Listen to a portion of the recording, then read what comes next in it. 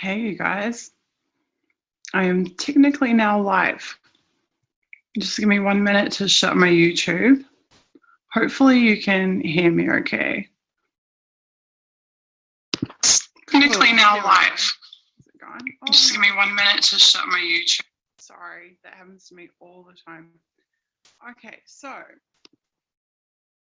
my master plan here tonight is to tell you a little bit about why I'm doing what I'm doing and what the history is behind it, and then just get cracking and actually do it.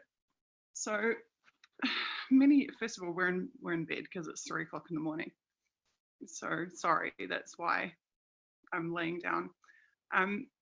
Okay, so way back in the day, like 6 years ago, my media team started a website called Occupy Savvy. And it was really popular during the Occupy movement. We were getting like 800 or 1,000 shares per article. And if you just look up Occupy Savvy on Twitter, you'll see like hundreds of tweets of people sharing it. But because it was really popular, it got targeted really quickly.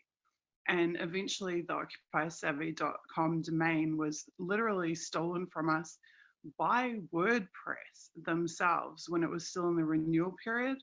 They sold it to some dodgy like Korean makeup company, and that broke all of our links to our articles and reset all our share counters. And there was all kinds of technical interference going on when I was blogging on that platform. So like WordPress sessions disappearing, articles like content disappearing, all kinds of stuff. So I learned really quickly that if I wanted to protect my work, I needed to decentralize it.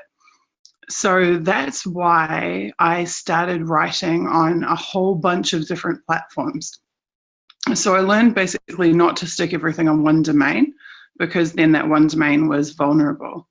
So that's how ContraSpin and the Endarken blog and SpinBin and Decipher.you and everywhere else that I've been writing came about. So I put all my big internationally focused investigative pieces on ContraSpin, all of my New Zealand media focused and political pieces on SpinBin, all my personal writing on Endarken, and I had some other sites as well. And then on Decipher.you, Decipher.you is like this little pet project that I started because I wanted to analyze WikiLeaks documents and Snowden documents that were in the public realm. And so I started Decipher.you as a site that is really specifically just for those two things. So when The Intercept started batch releasing Snowden documents to the public, I wanted to see, it was like a little experiment at first. I wanted to see if there was stuff in those documents that was interesting that hadn't been picked up on by the Intercept journalists. And sure enough, there was. There was lots of stuff in the documents that wasn't reported by the Intercept as being noteworthy, but which I found really noteworthy. So I started writing these pieces. So each time the Intercept would put out a batch of documents, I would go and study those documents and then write up a piece with my findings. So if you go to decipheryou.com, you can actually, I can show you because I've got them open. And bear in mind, these websites, like, I put them up in a couple of hours. So like the design is like really crappy and rudimentary. But here's part one. So this is back in May 2016. And this was 166 documents, the first release. And so I read through the 166 documents, and these are the interesting tidbits. I call it like mining, it's on Decipher, it's called mining the gems that are hidden in plain sight. So these are the pieces of information that I found in those documents that hadn't been reported anywhere else, but that I thought were pretty significant. And then I've linked back to the documents themselves, so you can go back and check over my work and see it for yourself. And then the second part is here. from August 2016, 263 documents. So for a while now, it's been on my to-do list to go through the third batch of documents. So the third batch of documents I have somewhere here. Okay, I hope that you can see this. This is the 262 documents from the third batch. So what I need to do now is I need to go through and read every single one of these documents. And so step one was to go through the Intercept reporting from this batch. So the Intercept published 2 articles. One article is like a conglomeration of different factors that they found in the 262. So I have already read through this article.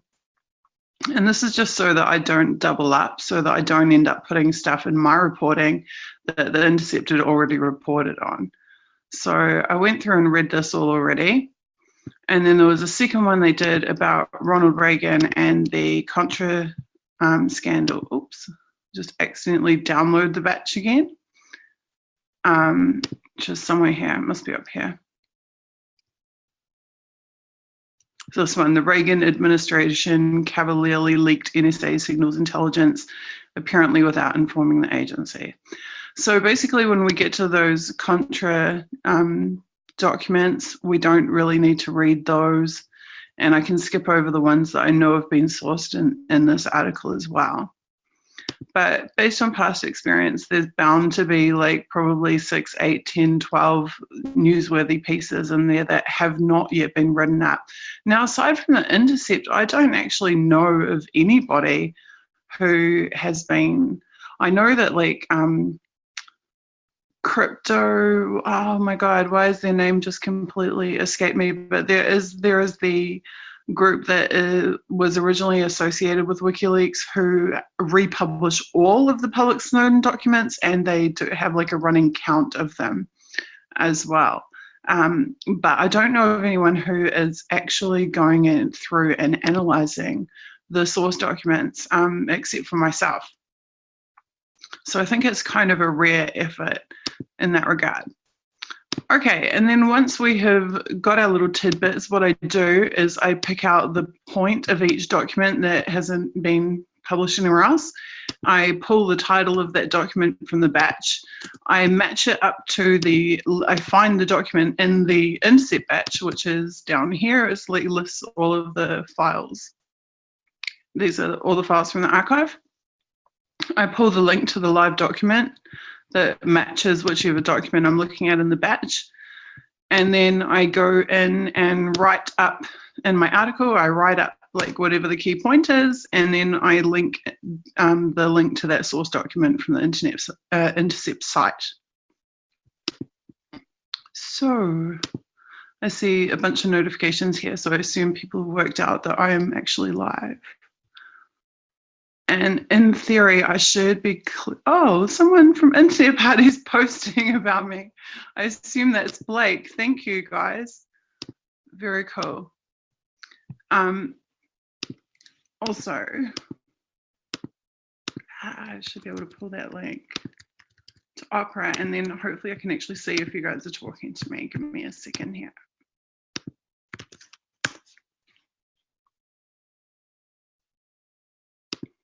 Cool. Awesome. Oh, cool. Hi. Okay, I'll just say hi to everyone quickly and then I'll get started. Sweet. Oh, you're so welcome to the people who are thanking me. I'm amazed that anyone is actually interested enough to sit here with me and go through this, but that's really cool. Thank you. Okay, so I'm just going to get straight into it because we have God knows, 260 documents to look at. Okay, so the first one I've already read through. It's pretty freaking boring, actually. But the only thing that's interesting is that it is, in fact, an unclassified. This U marker here means unclassified. It's basically the NSA trying to be a bit funny and make people laugh. They tell a little story about how the Germans set up a decoy wooden airfield in must be World War II, I'm sure. And how the Allied photo experts had known that it was a decoy and had then dropped a wooden bomb on it, dropped a large wooden bomb on it. The wrong window is being shared, says Blake. Okay. Thank you for telling me that, Blake. Now let me work out how on earth to fix it. I guess I have to stop the share and then reshare. I thought it would just move with me, sorry. Where are my docs? Blake, does that mean I need to reshare every time I open a different application? If so, that would suck very badly.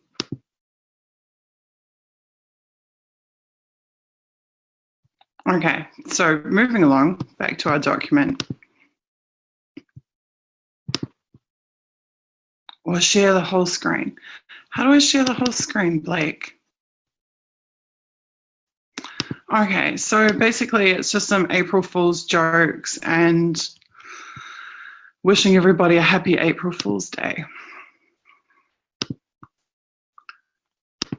So we can pretty much get rid of that one. And let's move on.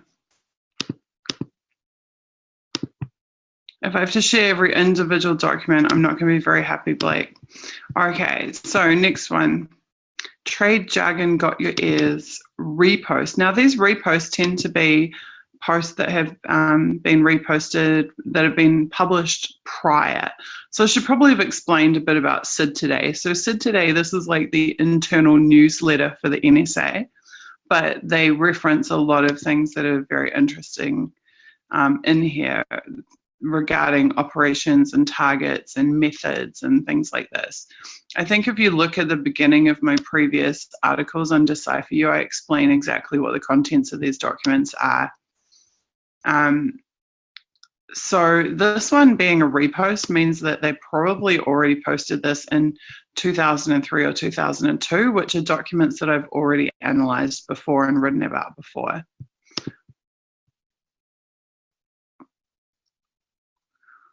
Is the camera blurry? I think my camera tends to be really blurry because I usually have it stickered over all the time, and then the like sticky stuff from the sticker makes my camera a bit blurry, so I'm sorry about that. If I ever actually get sufficient resources, I will buy like a USB webcam, and then hopefully that will improve the quality.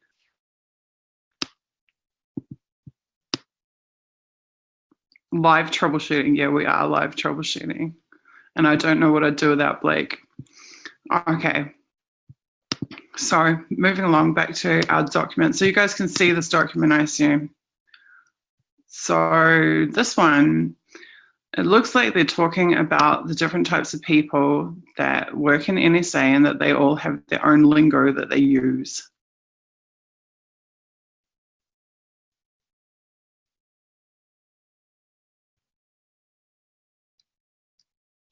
And then they're deciphering some of that lingo.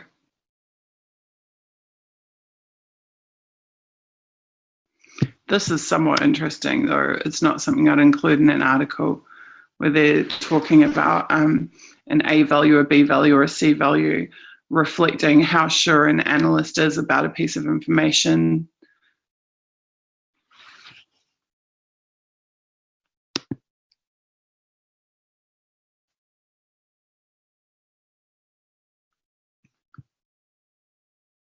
Blake, I don't know what you mean by desktop one.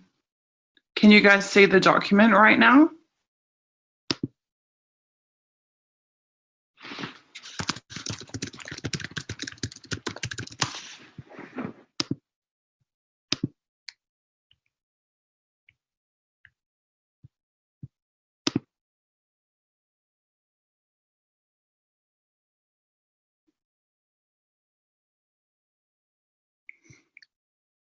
Yeah, it says that A, where are we? A value is that they're positive, B value is that they think it's what's been said, or C value is what it sounds like. It seems to be when they're actually listening into something, because then they've got the term above it says rock on it. Oh, hang on, I've got to check. Blake's giving me instructions. Okay. Okay, cool. Thank you. I will do that. Okay, guys, bear with me. I'm still learning how to use Zoom properly.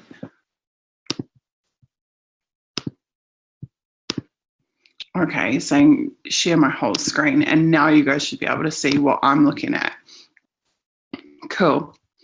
So rock on it as if they need to listen to something over and over when they're trying to figure out what's being said. So if they can't understand my dodgy New Zealand accent maybe, or if there's other background noise or whatever. A read is a scale indicating how clear a recording is. A read of 1 indicates there's nothing intelligible. A read of 5 means it's perfect audio quality. Wow. Of course, I know there's all kinds of things they can do to amplify sounds and to separate sounds and all kinds of stuff that these guys can do. A cut is a recorded conversation. Okay, so some of this is actually pretty interesting.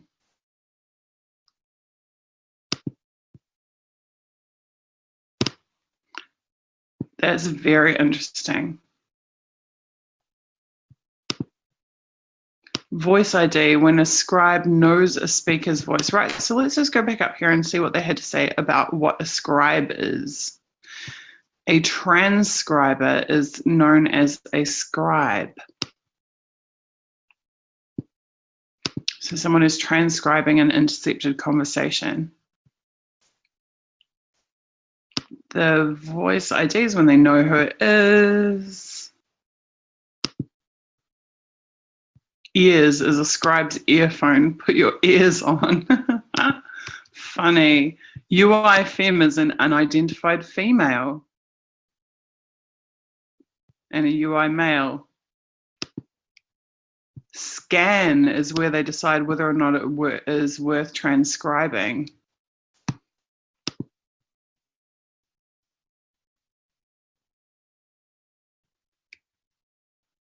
NTR, nothing to report.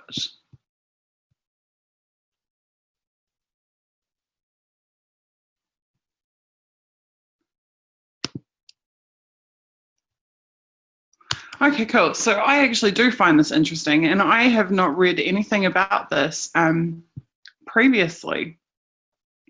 So what I would do now is I would take this name of the file and I would stick it in here.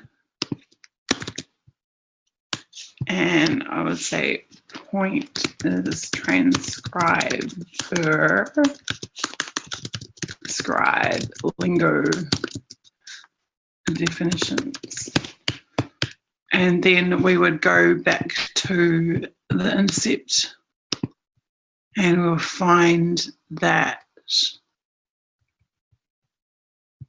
we'll find the live link to that. Got your ears.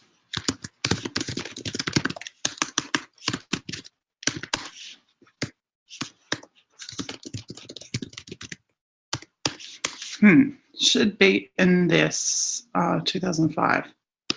In the wrong batch. We can do it by date too. So what was the date on that document? 0102 2004.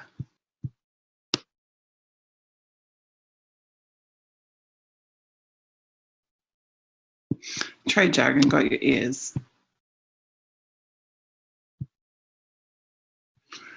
See document. Pull that link. And that's our source. Cool. Okay, now we can move on to the next one. So then when I write the article, because I've read the document already, I know what it is I want to write about it, and then I can reference it from that information. Sweet. Okie dokie. Next document.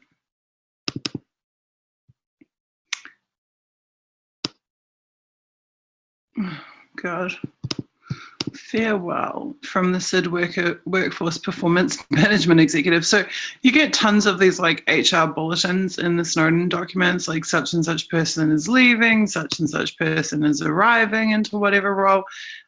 Sometimes they give a little talk about the things that, yeah, here we go. They give a little spiel about the things that they achieved or did in their role, like when they're leaving.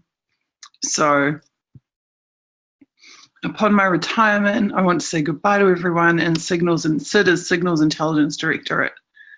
And they're going to introduce their replacement. Okay, they've come a long way, blah, blah, blah. Instituted guidelines, blah, blah, blah. Management criteria. Most of it is just corporate speak. Like you find this business language and corporate speak all the way through the Snowden documents. They developed a promotion process. They fought for budget. They allocated promotion money. They squeezed more money for their directorate. A bunch of leadership stuff. Put all information on the web for all to see. Now that is interesting. Developed many guides for the processes, for feedback, for timelines, and many other areas of importance. Now, put all information on the web for all to see. They obviously don't put all their targeting information or all the operational information on there. So I'm not sure what they mean by all information. I assume they mean business information. Communicated with the workforce through the web, SID alls, and answering individual questions and emails, blah, blah, blah. Okay, so I think that's mostly junk, that one, personally. Next one, seminar on the Chinese coercion of Taiwan. Now, there was some stuff, I'm pretty sure, in the Intercept reporting about that, so we will just double check that.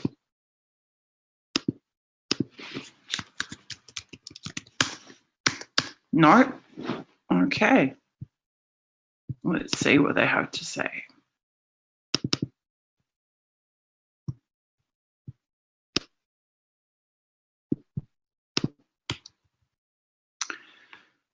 Brown bag seminar. Who wants to find out what a brown bag seminar is?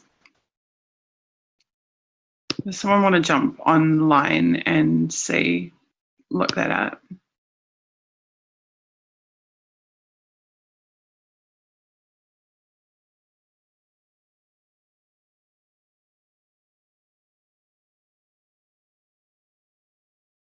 I'm just smiling looking at your guys' comments in the YouTube. Very amusing. Okay, if someone wants to look up what a brown bag seminar is, that's cool. That would be appreciated because I have no idea. For more than 50 years, Beijing and Taipei have glared across the Taiwan Strait. So you just notice here, this is the meeting is classified, or the fact of the meeting having taken place is classified, but the background is all unclassified.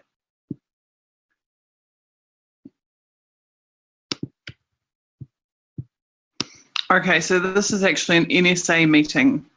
It's not a Chinese and Taiwan meeting. It's an NSA seminar about, so I wonder what brown bag must be an internal NSA term for like educational seminar that they hold. They do a whole bunch of these as well. There's always tons of documents about these seminars. They'll have like expert on Taiwan and China like come and teach everyone else about it.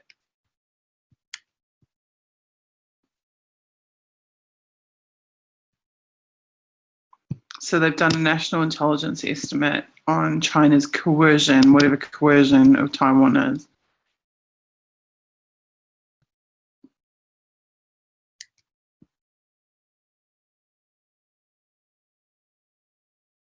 Right, and this is something I wrote about in one of the previous articles, is that CIA and other agencies like DIA there, but CIA is hand in hand with NSA.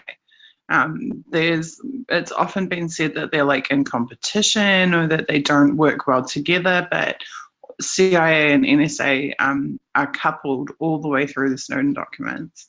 Like they have executives going back and forth between the agencies, they have staff members going back and forth between the agencies. They had, like, in one of the things I wrote about, they had like the CIA director come and hang out and do like a seminar with the NSA people, etc. They even had joint awards, like awards had been given jointly to CIA and NSA staff. So in my opinion, it's a bit of a myth that there's this big competition between the agencies. It seems more like one is the left hand and one is the right hand.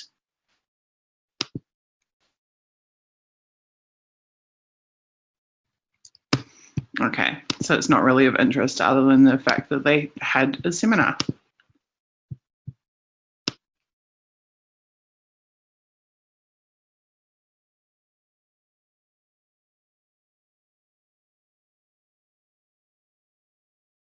A brown bag seminar is a lunch seminar. I guess that makes sense. Yeah, just like the political Angel, you're spot on. It is just like the political system. Like the Democrats and Republicans, like appear to have this great rivalry or whatever, but at the end of the day, they serve each other's interests more so than anyone else's. Okay. Next one. Shift worker open house. An open house was held. Blah, blah, blah. And one highly motivated said new hire. Interesting. Provide an opportunity for employees who work alternate work schedules to create a network to meet and talk, blah, blah, blah, blah, blah. Okay, boring. Next, leadership changes.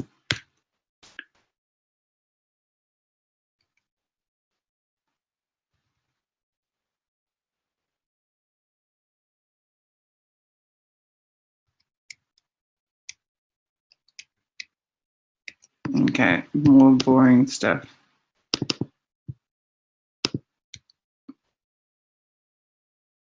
Senior enlisted advisor, yet another new recruit.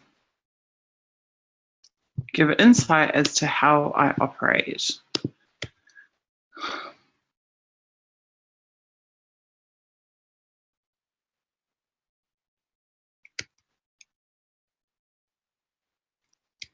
Blah, blah, blah. So much of this just reads like anything you'd read in any corporation. It's just total corporate speak. I'm here to care for our most valued resource, people. I want to focus on a training program that supports mission requirements. Like literally, like any industry, you would hear them say exactly the same thing.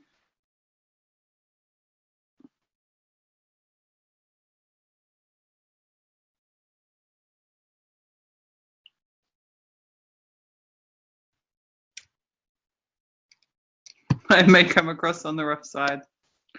It's the army values.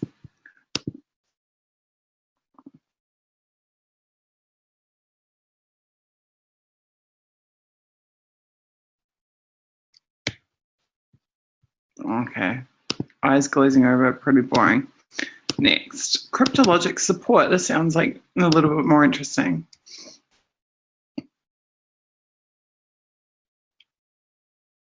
Advanced planning to support military operations.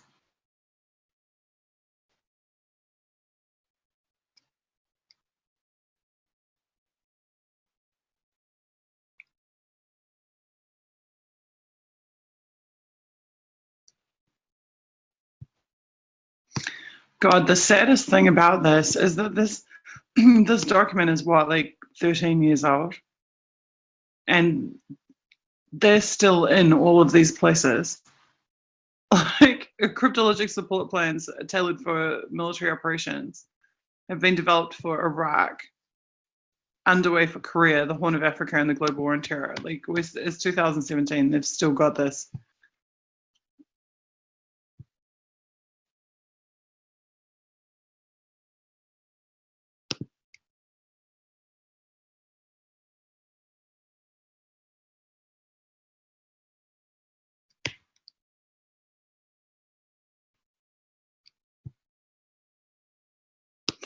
Okay, so what they're basically saying here, and what I know this from studying previous documents, is that they'll send like one NSA guy as like part of a team, like a deployment team to these various places. So they'll have like a bunch of like, whatever special forces and army guys and whoever else, but they'll have like one NSA guy on the team. And this is what they're talking about here, is that they're actually briefing them on what NSA can do and cannot do to support those operations that are on the ground. Expeditionary something or another. I forget what the exact term is now, but there's a term for like the NSA guy who gets sent out to the theater of operations to support the mission.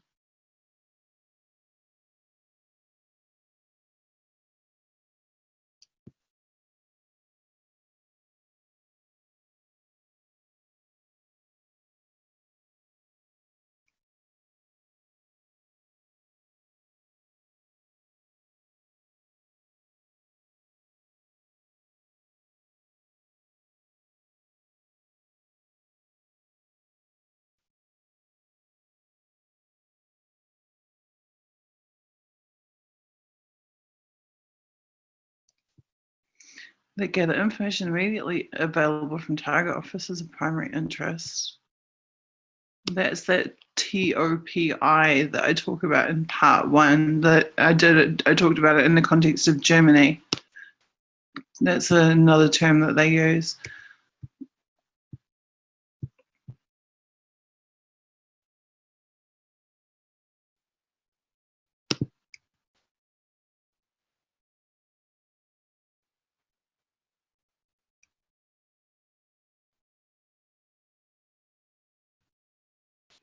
Okay, so none of that's really relevant in terms of new information, but just reinforcing stuff we already knew.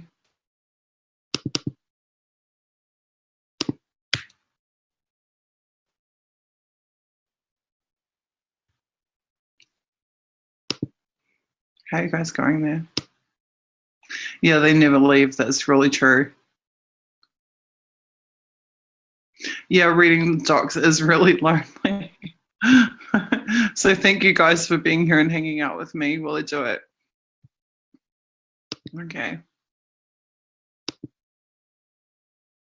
I mean, going through like 260 documents, we'll probably find like something between 6 and 8 pieces of information that are interesting but previously are unpublished.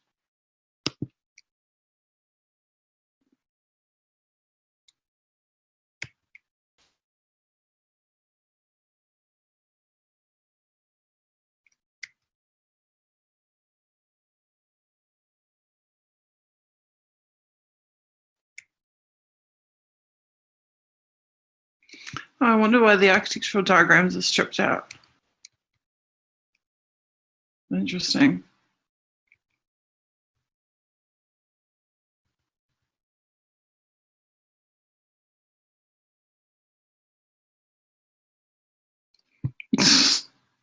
Microsoft.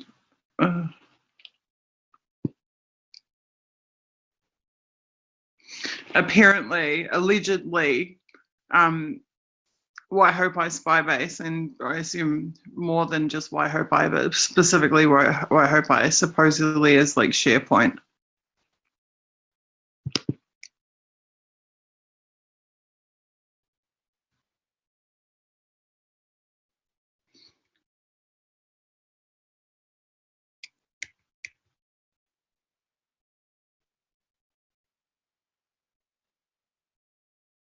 The war on terror is hosted on Microsoft. That should scare the shit out of us, quite frankly.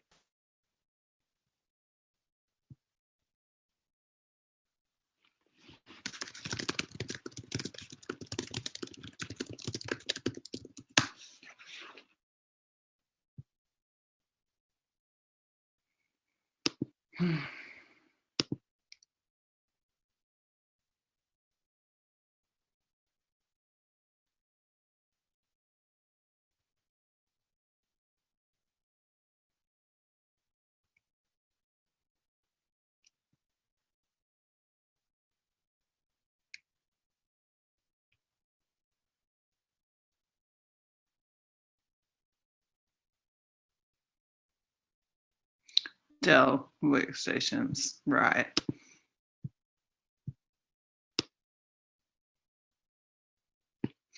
So Snowden talked about having worked the Dell contract.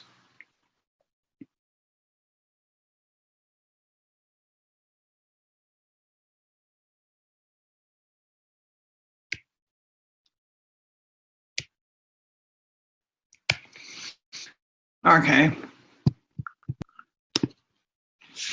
The war on terror, brought to you by Dell and Microsoft.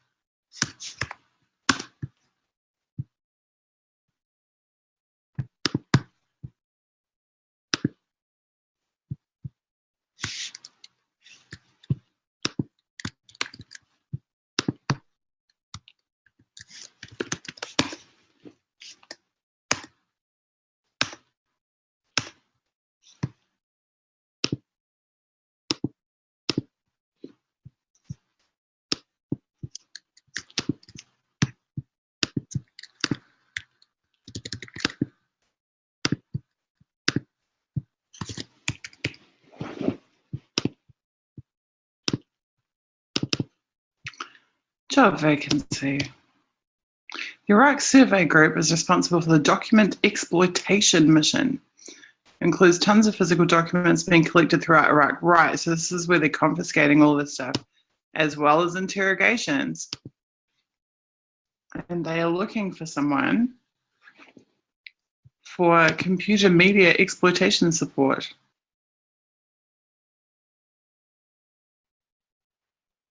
For 120-day increments. So for 4 months, you get to, I assume, digitize and ingest physical documents.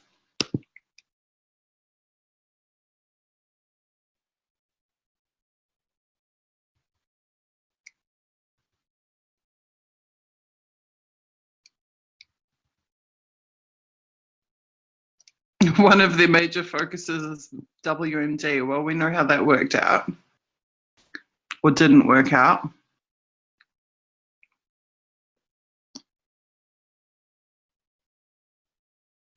Okay, this would be interesting to know. Who is Captain Spiker, a POW from the First Gulf War? I wonder what that's about.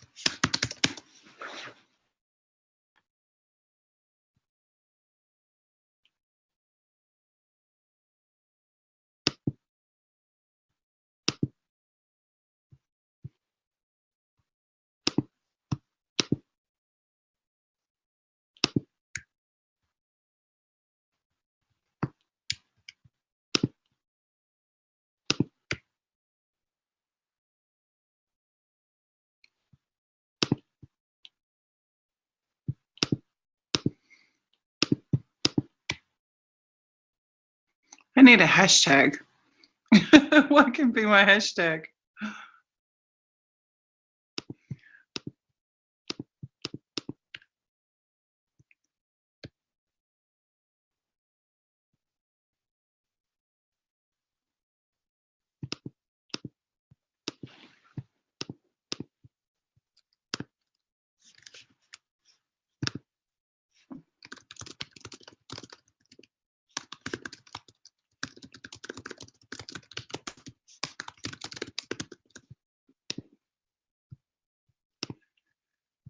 Okie dokie.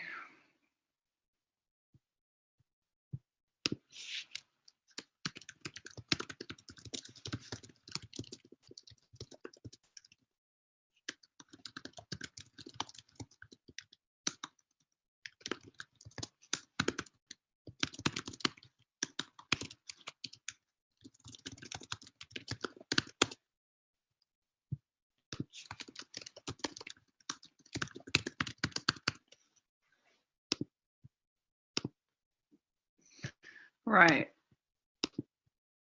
Have we learned anything? Michael Scott Spiker. I wonder if I'm saying it right, or is it Speecher? I don't know. I find it very interesting that they're specifically shot down in the Persian Gulf.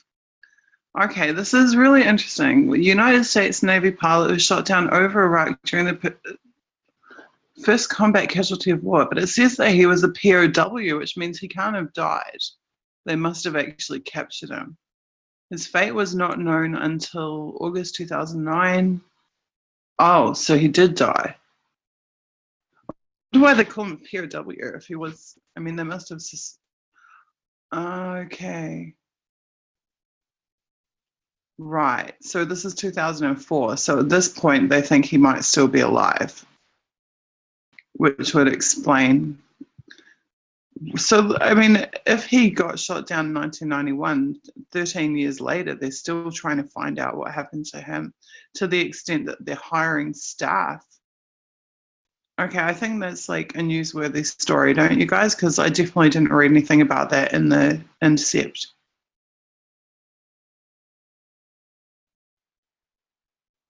I mean, the fact that they were hiring people specifically to, like, their three purposes of their mission, right?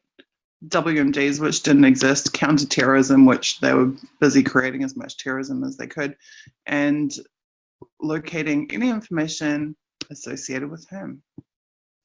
Okay, what else were they doing there?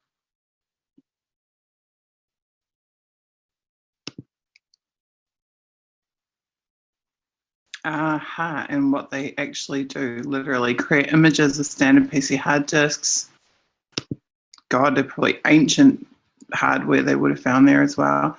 Use basic computer forensics to conduct text searches of disk drives, extract data.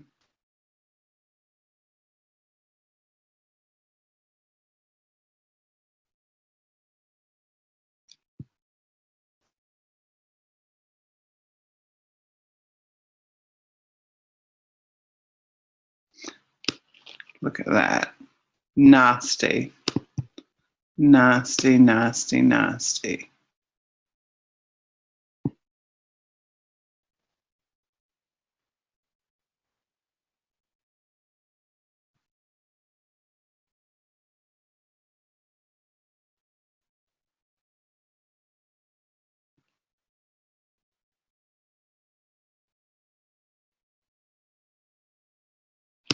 Wow. See, this basically, like the fact that even security, they're pulling data from security systems and from voicemail systems, like makes it seem like they were interested in any electronic data from almost anywhere in Iraq.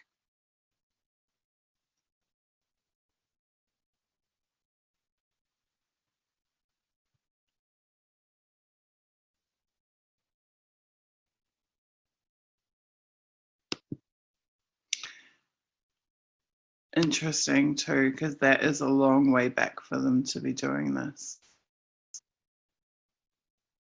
For this to be 2004.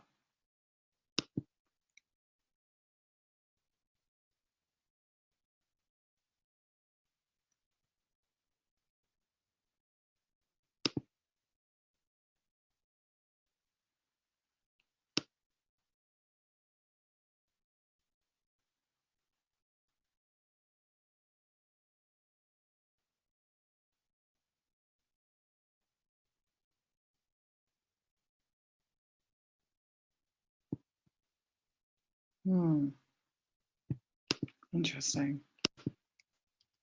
This is a bit of a gold mine, I think, this document.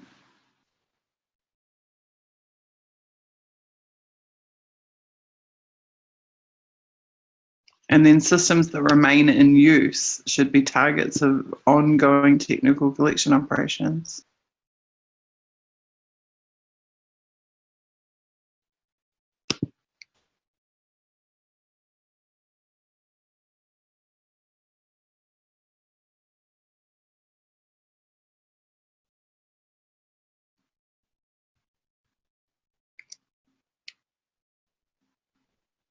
Interesting.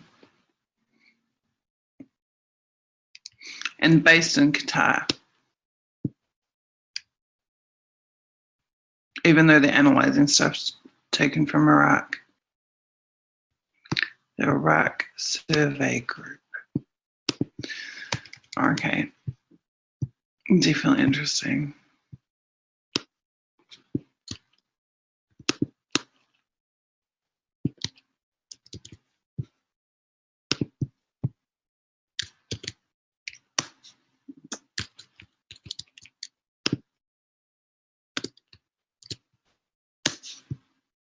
So, Cap, how do we spell his name?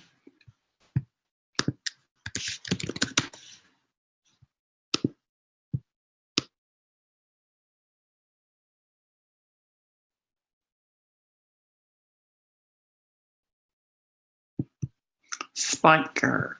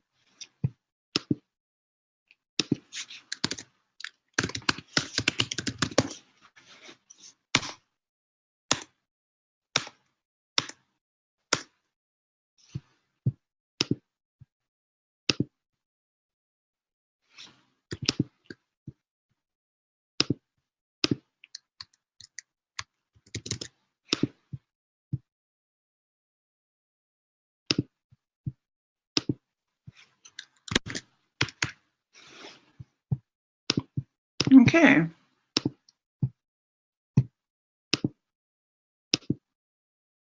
Next.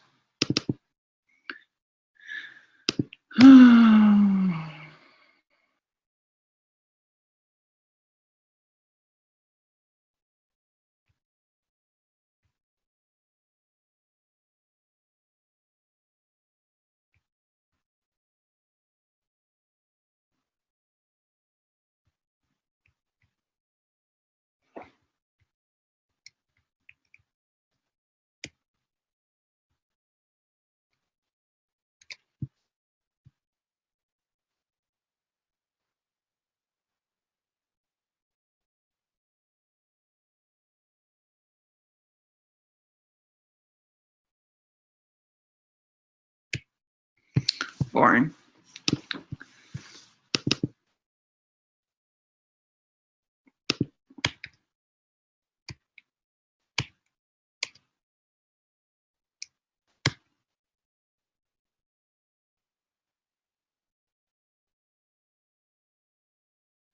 Interesting. So now there's strategic forecasting. So they're in 2004 and they're forecasting for 2006, 2010.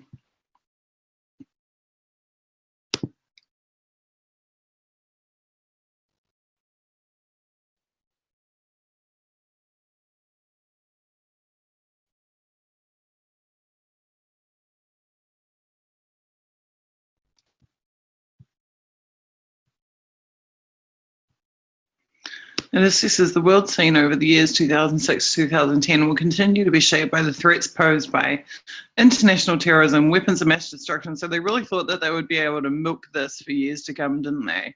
The WMDs.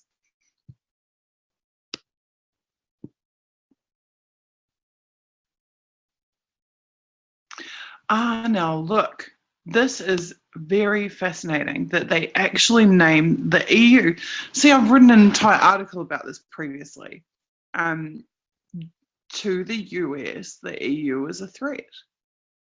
The EU was a threat, which puts the entire destruction of Libya and creation of the migrant crisis into a completely different light. But look at that. They actually list at number 1 the expanding EU as a threat. Challenges to you, and this US economic, this right here is extremely important. Like, for all of their like terrorism and weapons of mass destruction, their number one freaking concern was threats to US economic hegemony, and specifically the expanding EU. They've actually listed US economic goals and the expanding EU ahead of unstable governments in grave jeopardy. Like, literally, they care more about the EU making more money than them than they do about ethnic and religious differences and even energy or water. They are most concerned about being economically superseded by another power. That is extremely important. Extremely important.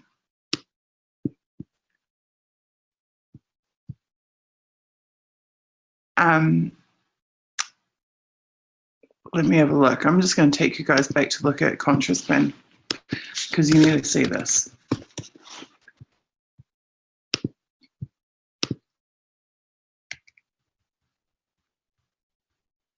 Incredibly important.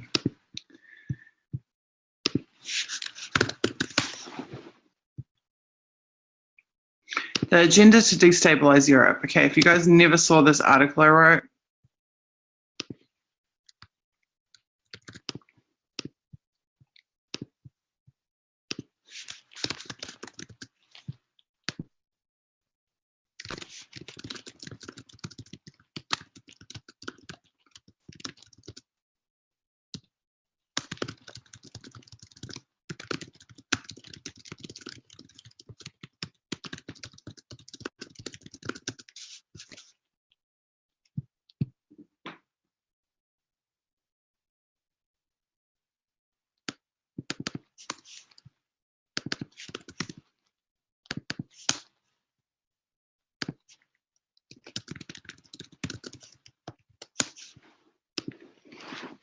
okay, so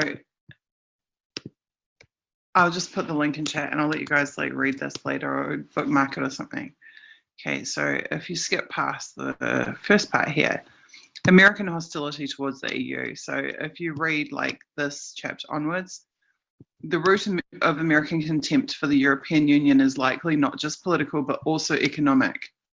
And this is where I lay out the fact that the EU was an economic threat to the USA, and that's why the USA was actually quite happy to watch the European Union be broken into little pieces, and why they were quite happy to destroy it via the migrant crisis.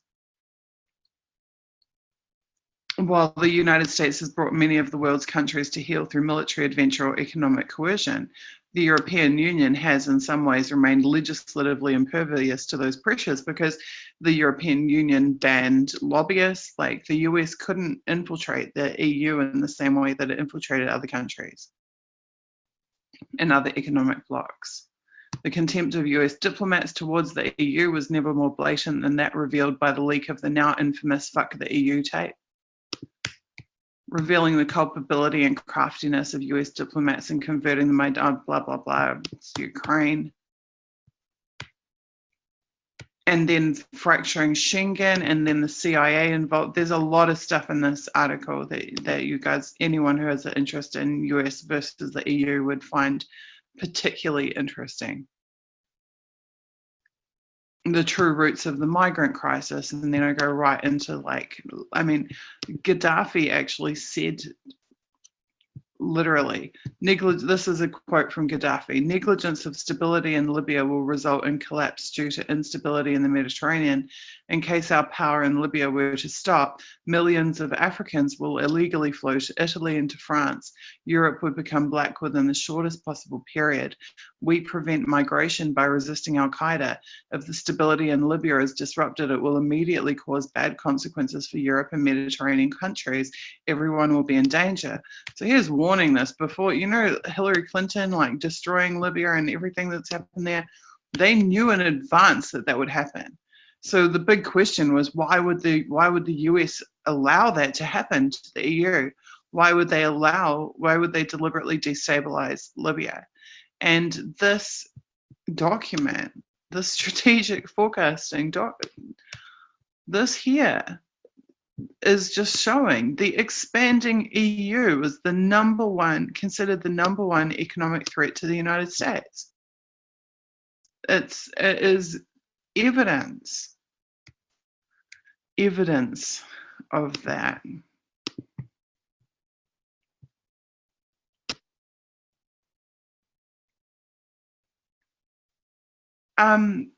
The thing is that the migrants are suffering like decades of meddling in their country, like in their continent. So the migrants and the refugees, because they're both, there's economic migrants from Africa, and then there is the genuine refugees from the wars. Both groups are also victims. Like their countries and their continents have been laid to waste. They are being used most cruelly. You're completely correct. But the entire of Europe is also being victimized by having this mass influx of millions of people thrust upon them.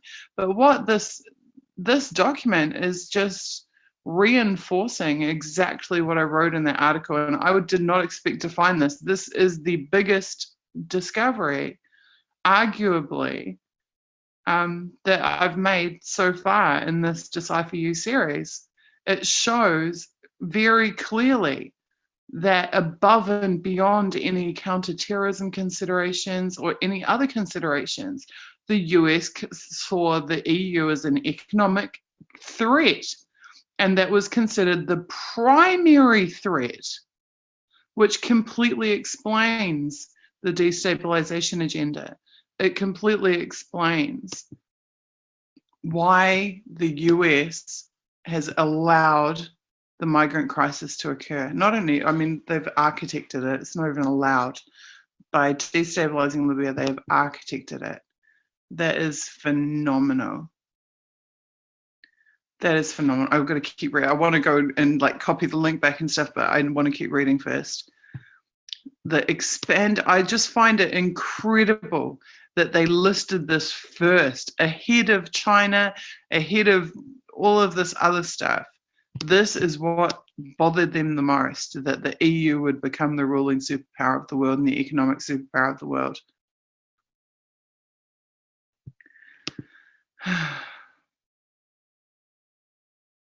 And then here we go. Here's all their paranoid crap about there being a nuclear attack within the United States.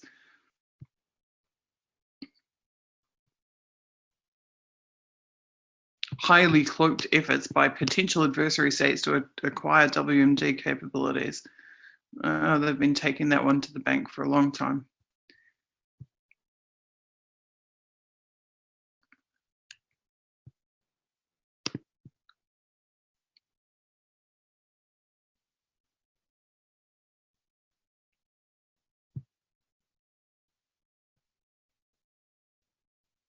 This is, as far as I'm concerned, this is all BS. This, like, terrorists will continue their efforts to realize the capability to counter US military superiority.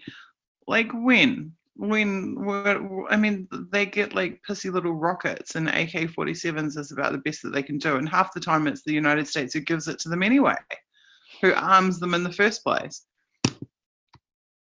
Okay, critical issues and regions for 2010. And implications for signals intelligence.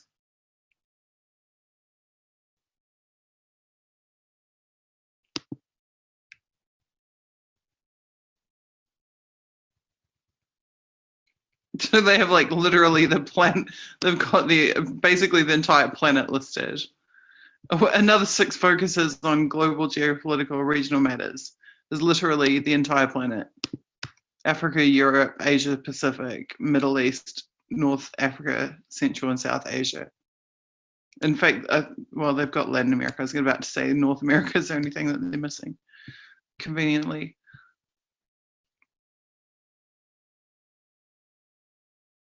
Issue management. So like this, again, this is the business language, but their issue management is like an issue being like, the economic superiority of the European Union.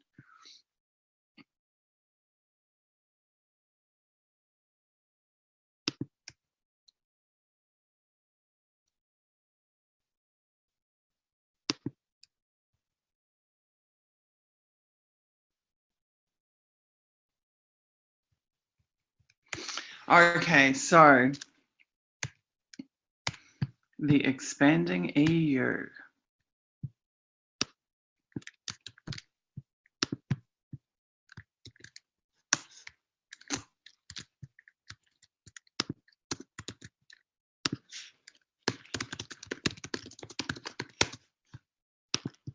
What was the exact language there? Challenges to US economic goals.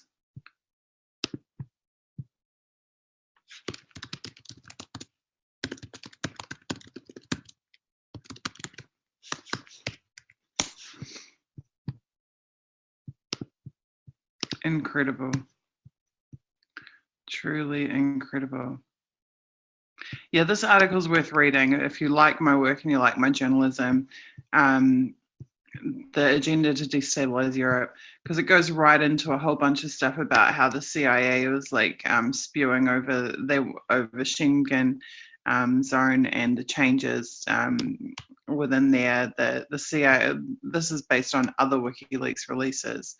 The CIA travel documents specifically from WikiLeaks, which proved that the CIA was totally crapping themselves over the impacts on them. And it was yet another reason they wanted to break apart the Schengen zone. There's a lot of information in this article. Okay.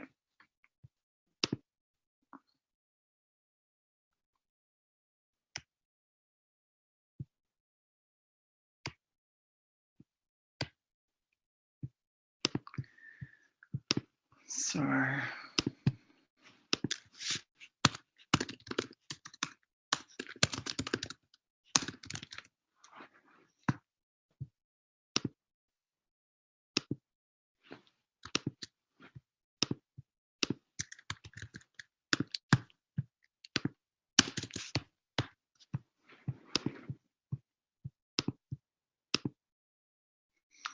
really amazing. And that is the wrong document.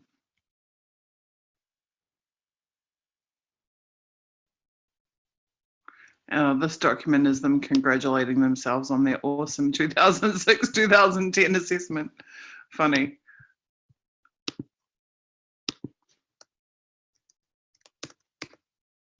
Here it is.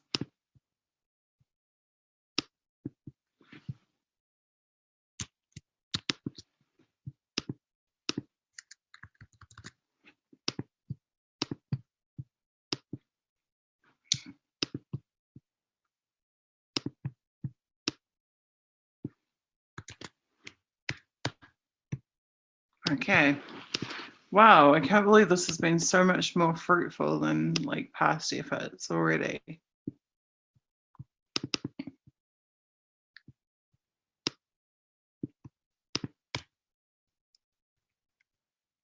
A visit to the USUN, United States mission to the United Nations. See this important customers, that you get this all the time, important customers. Customers are other agencies or areas of the US government that want information or that put in orders for information from the NSA. It's back to the whole business language again.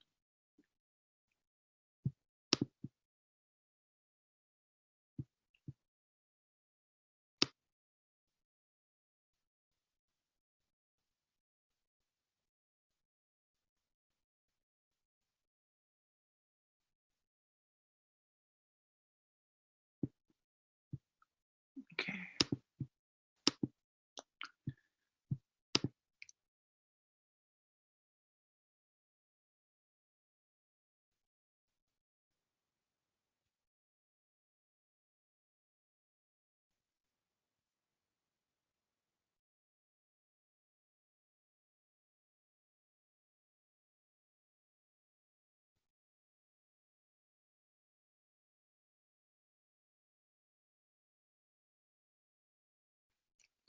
SIGINT from NSA is crucial to UN negotiations.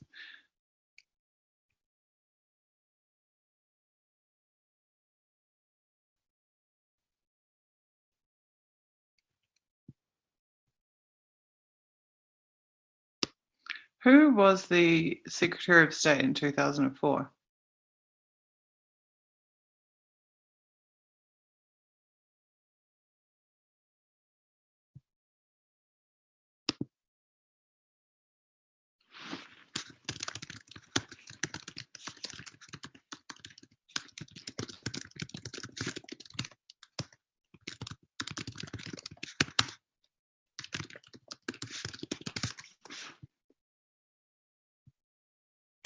That would be interesting to know for contextual information.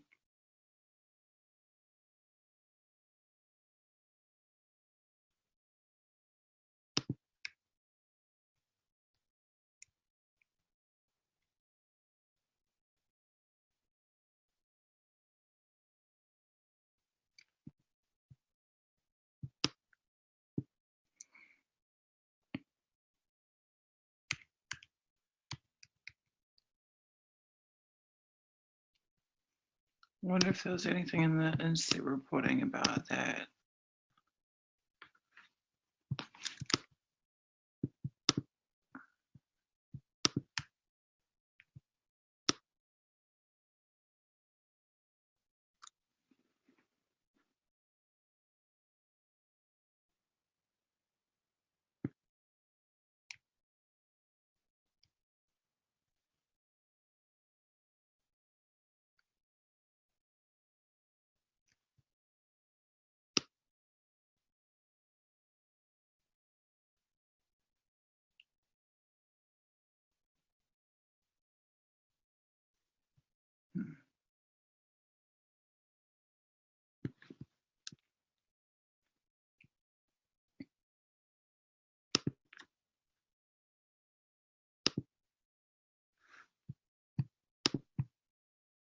Colin Powell.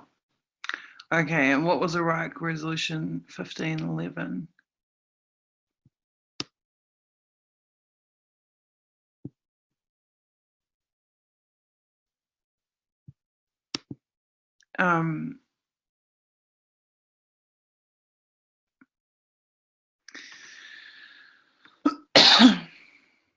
That wasn't the resolution. No, because the resolution they had for the authorization was for Afghanistan, not for Iraq.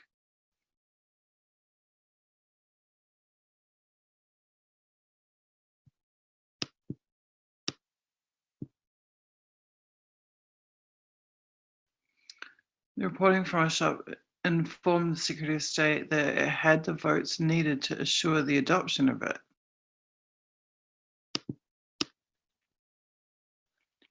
So they knew who was going to vote how, who was going to vote which way before the vote happened. And they knew that because of the NSA.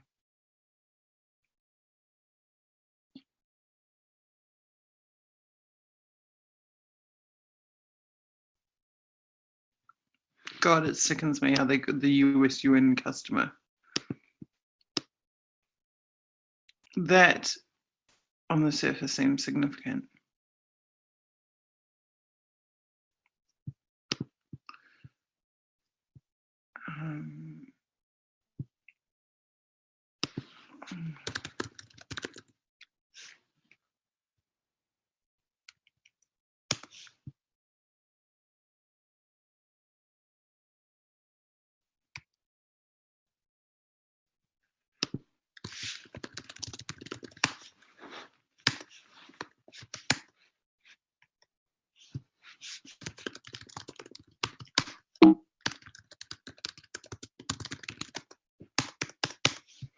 This is not being reported on either by The Intercept.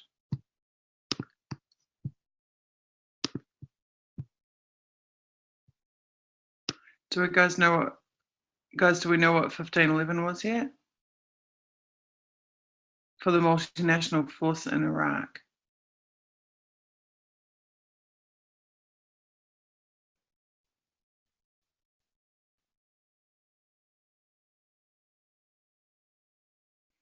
To stay in Iraq for security. Is there like, I need to know more about it. I definitely need to know more about 1511 was.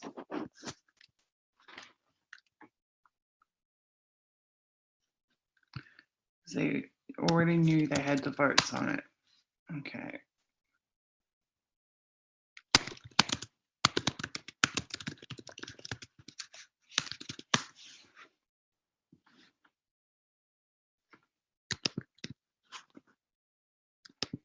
(2003). Recognition of the provisional government. And here's the text.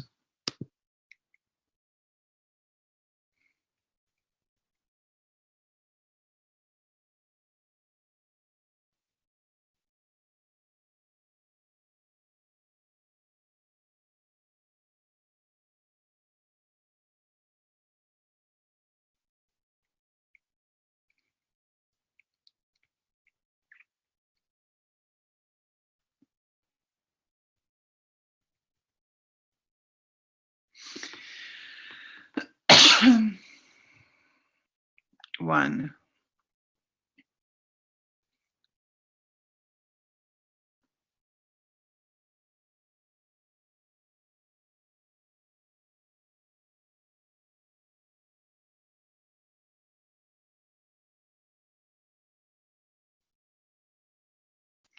Coalition Provisional Authority.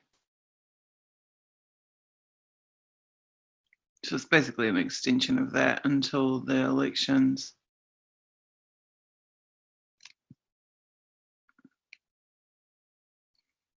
Establishment of the government and council.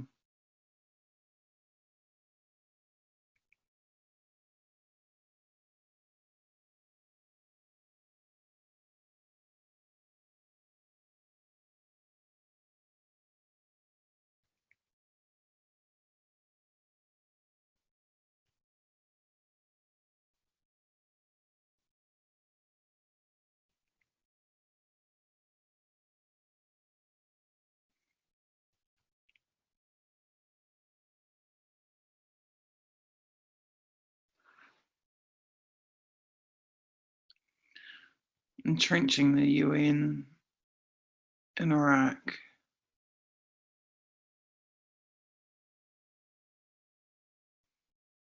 Authorizes stuff that it references, but doesn't actually state what it is. Like a request that, as circumstances permit, the Secretary General pursue the course of action outlined in paragraphs 98 and 99 of the report of the Secretary General, 17th July 2003. Well, who the hell knows what that is?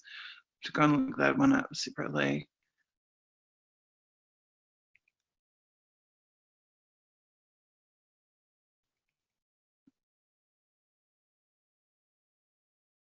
Aha.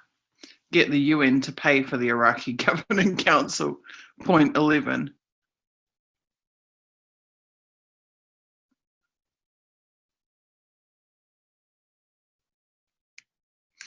Point 12.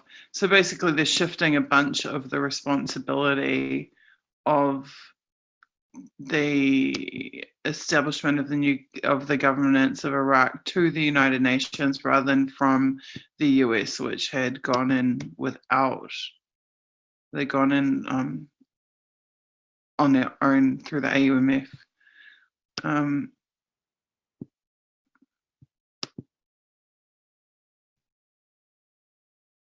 Yeah, here we go. They're trying to drag the UN into the provision of security and stability is essential to the successful completion of the political process and to the ability of the United Nations to contribute effectively.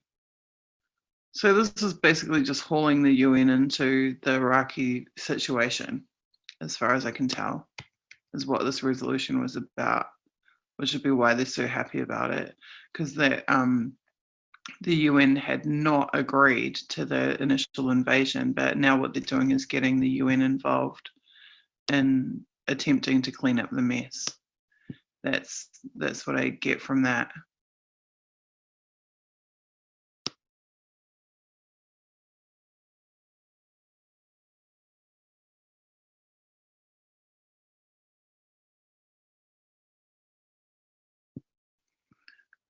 Interesting.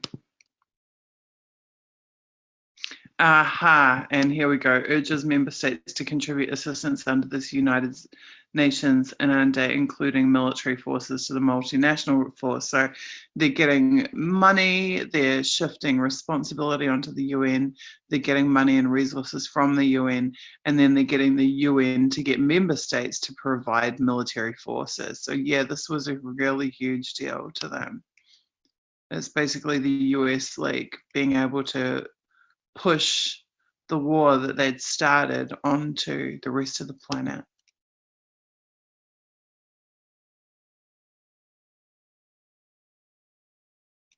And then stipulates that they've only got a year to do it all.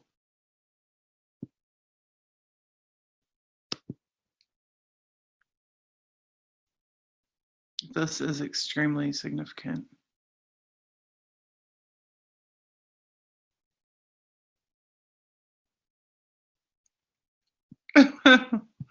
Oh, please.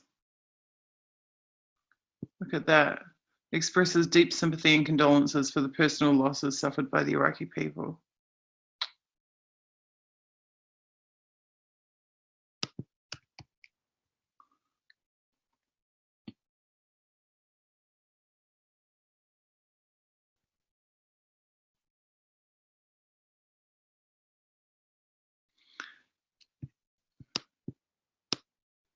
And look at this list of nonsense. Emphasizes those responsible for all these terrorist attacks must be brought to justice.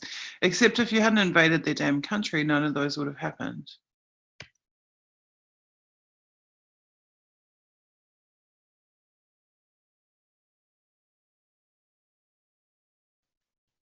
Oh, and now member states have to prevent the transit of terrorists to Iraq, arms for terrorists, financing terrorists, and blah, blah, blah, blah, blah, blah, blah.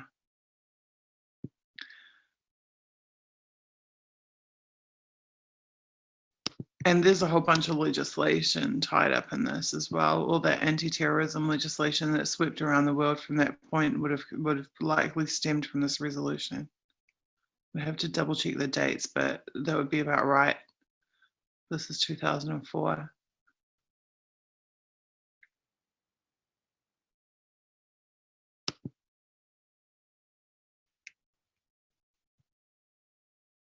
Wow, so this resolution was a huge deal.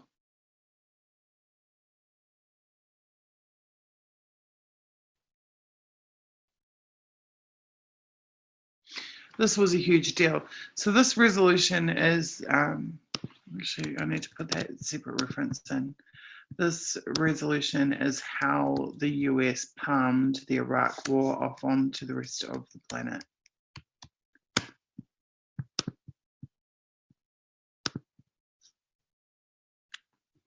That is truly amazing. And I'm sure that's not what the Wikipedia page will tell you about it.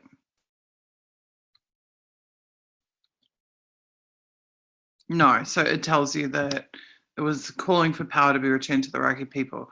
Well, actually, that's what the first couple of paragraphs of it said, which was basically propaganda, but then the rest of it was completely another thing entirely. Which just goes to show how crappy Wikipedia can be. Incredible. Well, Wikipedia is like the marketing spin on history, is the best way that I can put it. But then when you go through and read the fine print on that resolution, you discover it's way more than what Wikipedia says it's about. Way more.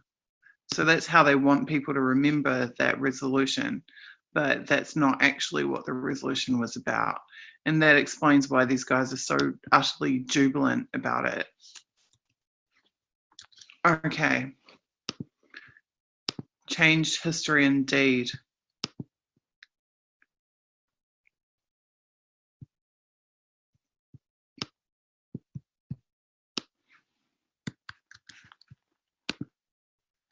Amazing.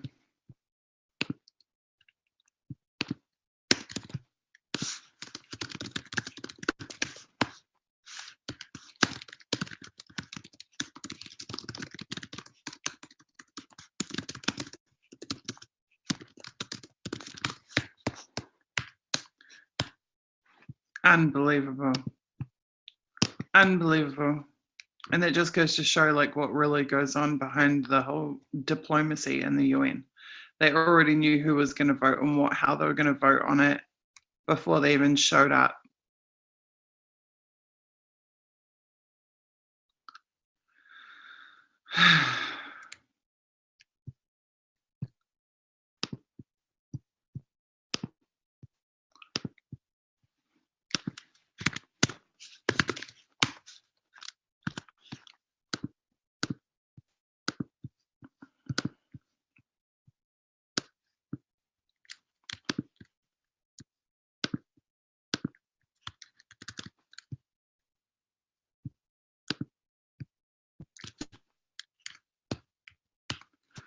Okay.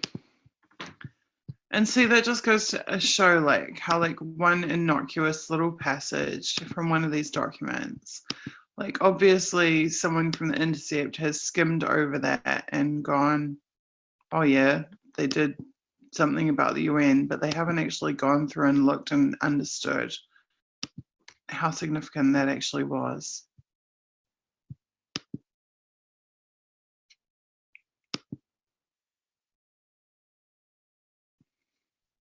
Okay, moving along.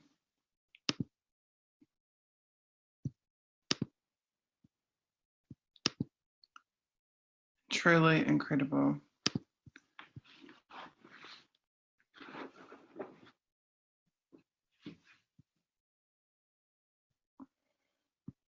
Right, next document. Dear Abby, it isn't.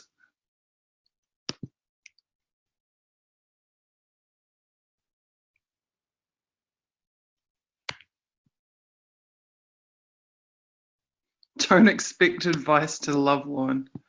Nice. The use of Google as the search engine on Pinwheel.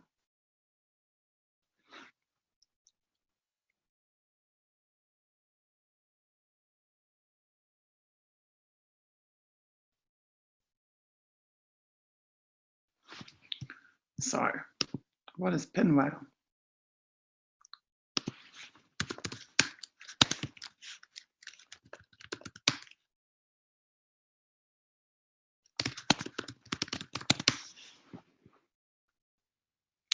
Pinwheel is the code name for an NSA collection and retrieval system for so-called digital network intelligence, including internet email. It is searchable by monitored NSA analysts.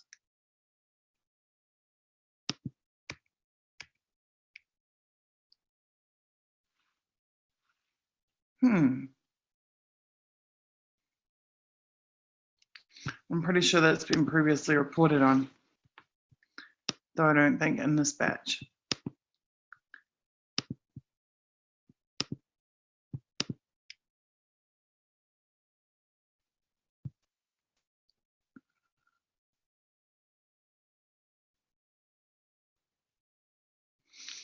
I mean, that's why they called XKeyscore the Google engine of the NSA.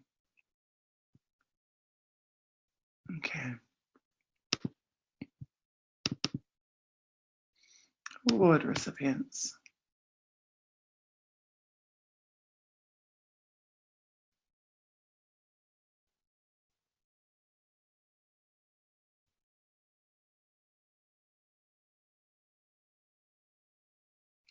Pashto linguist is what Reality Winner was.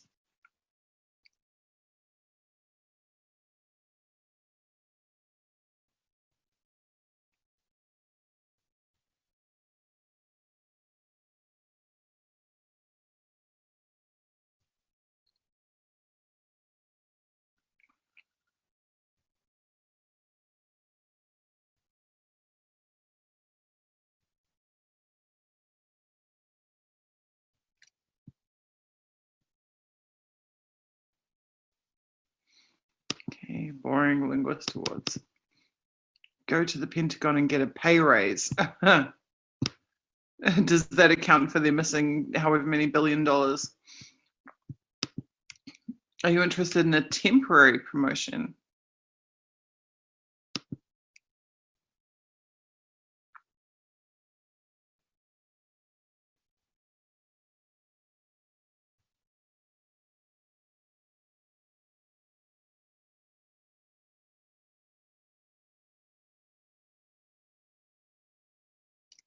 You may also qualify for real estate entitlements.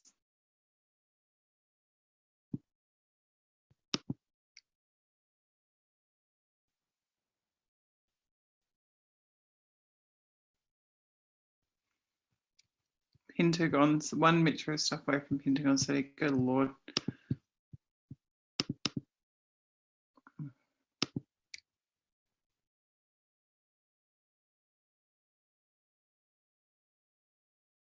OPSEC in Iraq.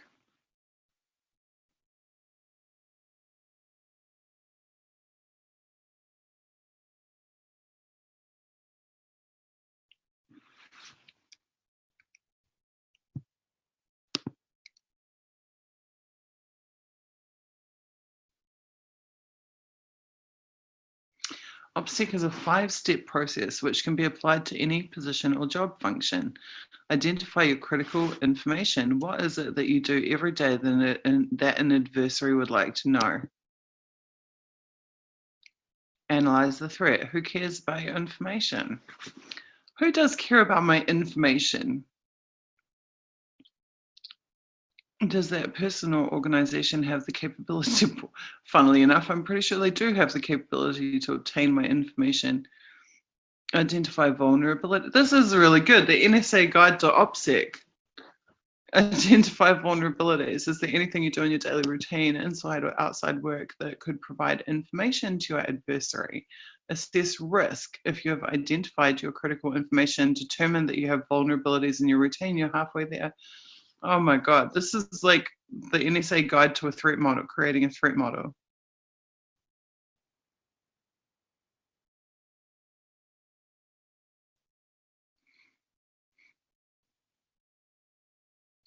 Fascinating. Apply countermeasures. Make a change to reduce your vulnerability or to lessen impact.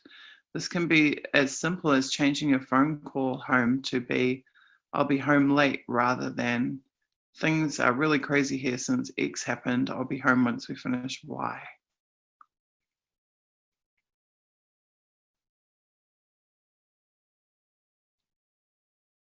There are OPSEC representatives throughout the Signals Intelligence Directorate who should be able to respond to your questions.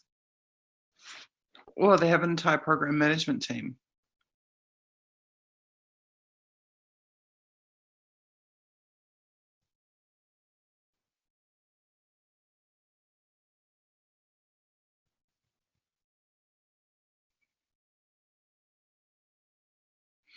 Wow.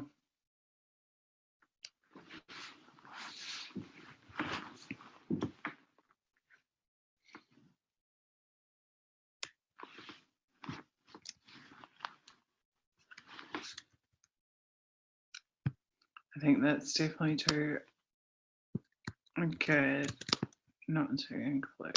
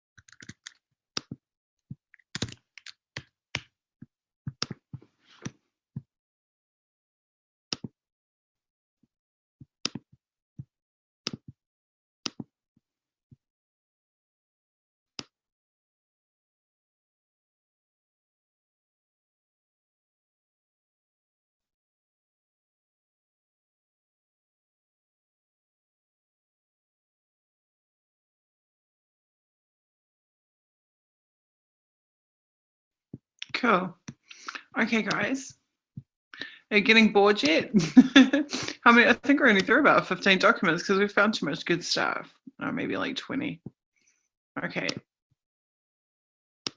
Converging networks.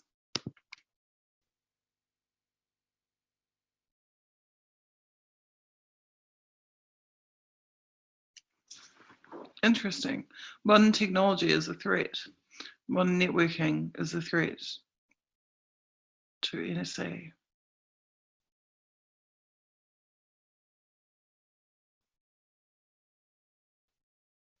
Right, so they're struggling to keep up with the changing technological environment, and they hate anonymity. So as far back as 2004, they hated anonymity. Perhaps intelligence agencies have always hated anonymity, and I assume loved it at the same time.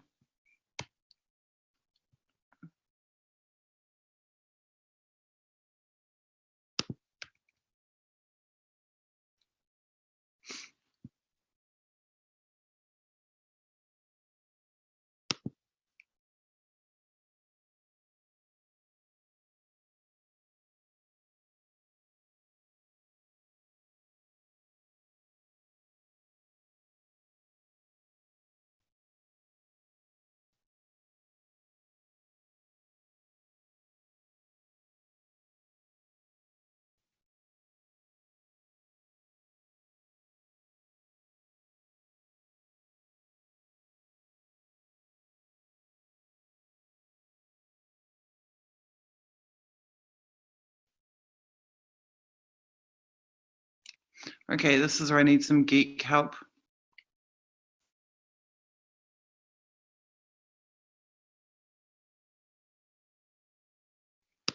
What is this? Div.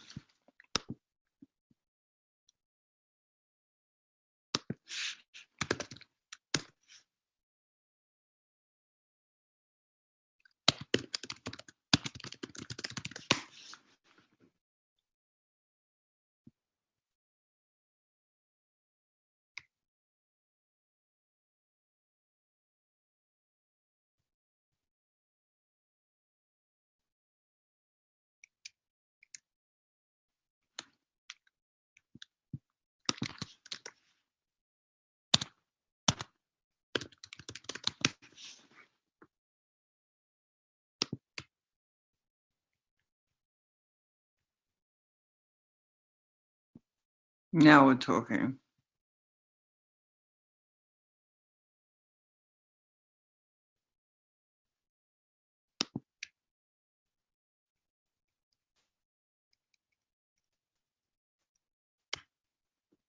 Okay. That's the software that they're using.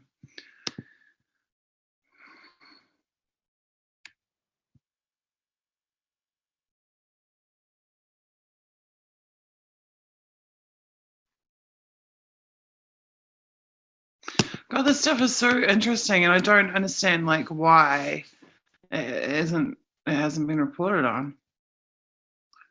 It's pretty significant. I mean, Intercept did report on the fact that there was information overload and that they couldn't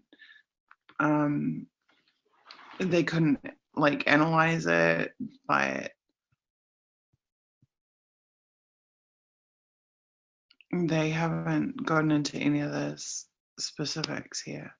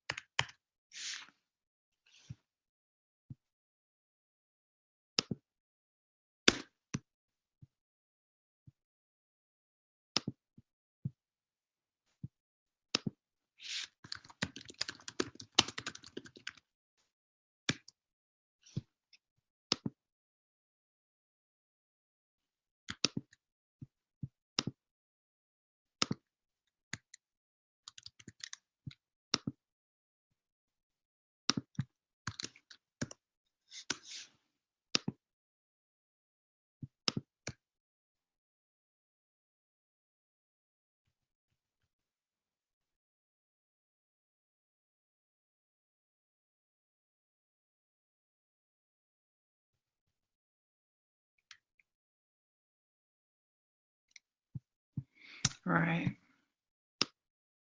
So the fragmentation was driving them nuts. The cross-device, cross-platform fragmentation.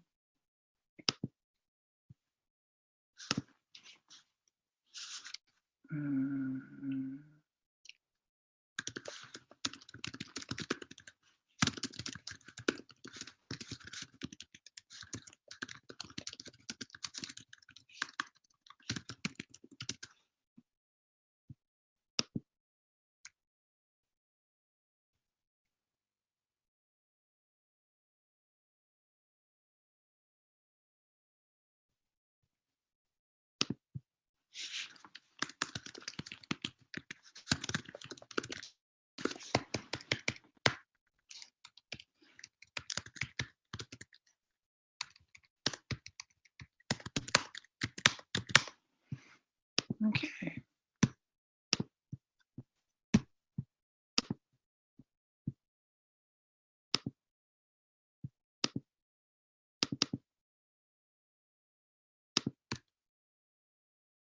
All right, so this is where they have like this is another series of documents that you see, which is where someone talks about when they went on XYZ mission in ABC country and experienced DEF. So this guy was in Italy in support of Balkans wars.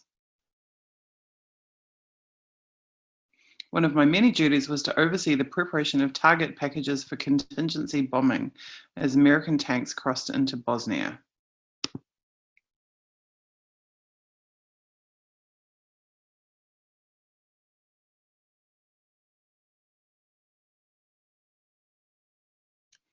Oh, charming.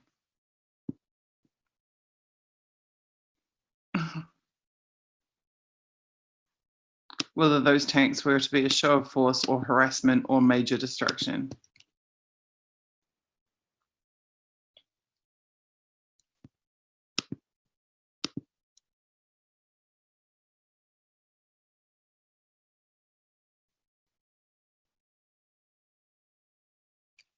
And they had messed it up previously. Awesome.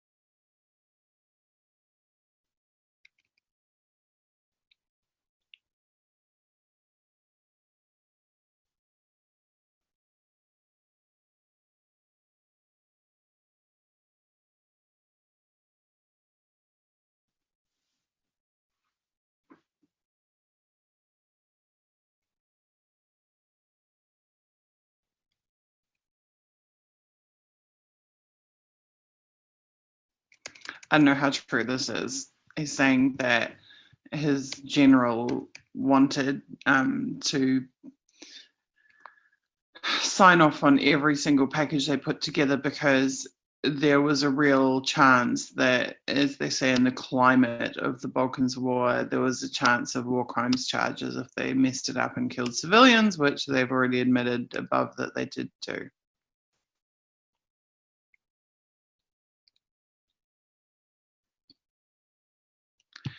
The planning cycle. For us today, this lesson is especially important.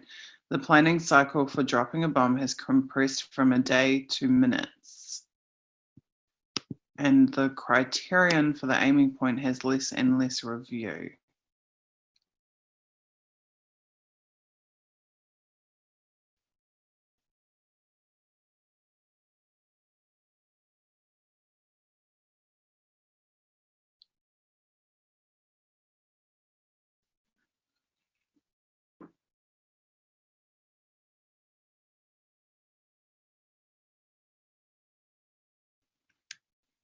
Unbelievable. It's a pep talk about putting maximum effort in to making sure that they're not killing non-combatants, supposedly. They traded quality. Angel, you're spot on. They traded quality for speed. Sorry, am I flicking through the documents too fast? Here is the. I'll just give you guys the link in YouTube for the batch. So you're more than welcome to go and like read the full document. Sorry, I've got a really bad habit of just skimming through.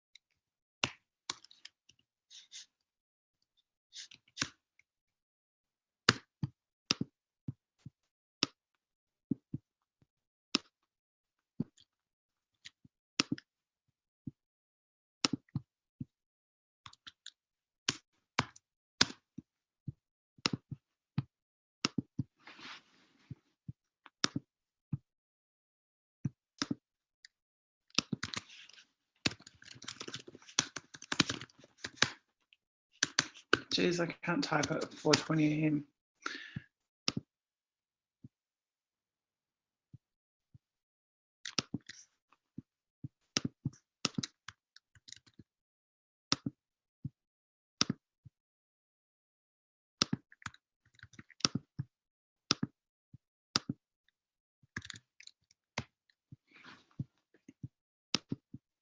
All right. More leadership changes. I don't know if we even need to read this because it's pretty much useless. We will anyway, but I'm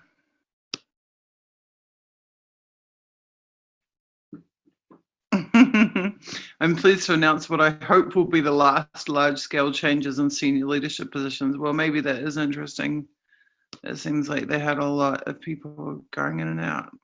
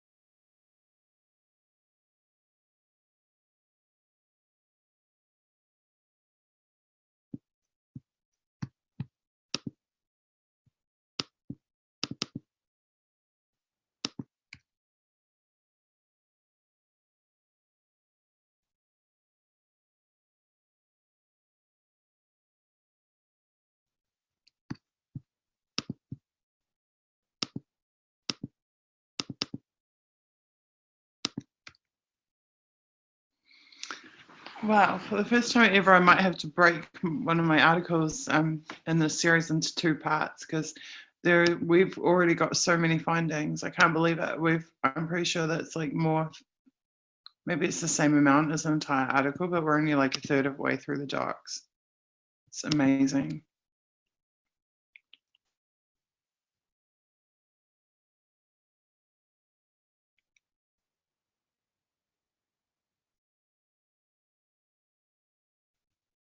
The Europe one is so significant. Oh, it's Cockatoo in here. Hey, Cockatoo, you probably like missed the best parts, to be honest with you. I'm pretty wickedly excited. Cockatoo, I don't know if you remember that I did that article, the agenda to destabilize Europe. like probably a year and a half ago or 2 years ago. The hypotheses that I put forward in that article have basically been ratified by one of these documents, where it's the strategic forecasting document from the NSA, which basically listed their number one concern as being the expanding EU as an economic power, above and beyond like counterterrorism and everything else. Like that's just incredible to me to actually see proof of my hypothesis. And really amazing.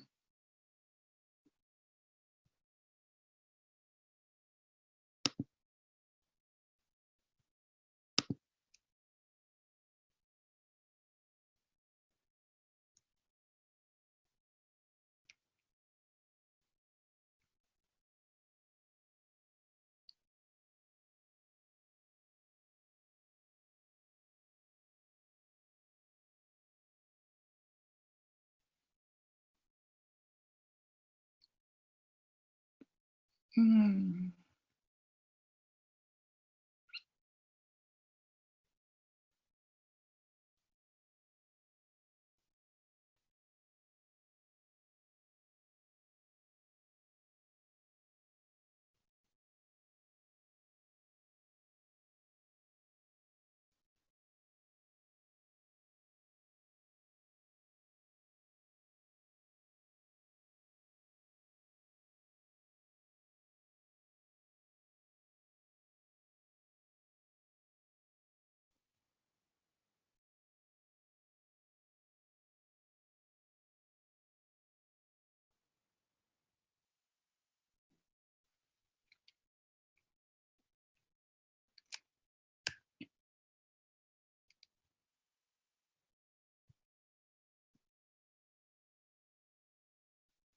Yeah, the citation error message is not really a big deal, I'm pretty sure.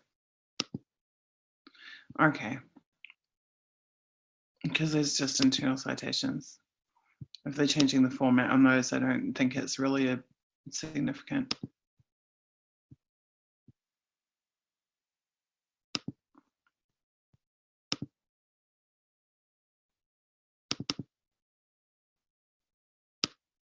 And this must be the one where they're so happy. Yeah, this is where they're congratulating themselves for their strategic forecasting of 2006, 2010.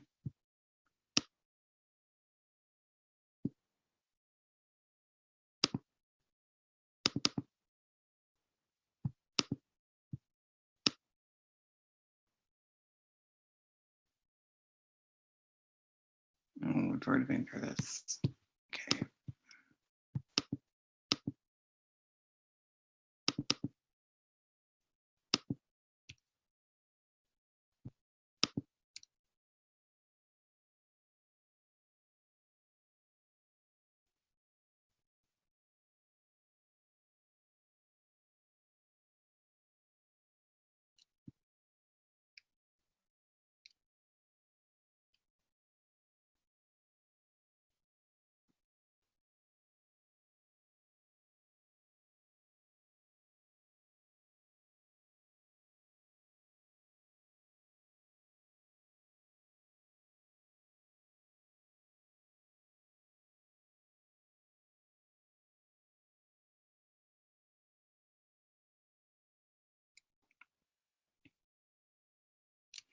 I'm distressed by the conditions in which many of our people are working. Interesting.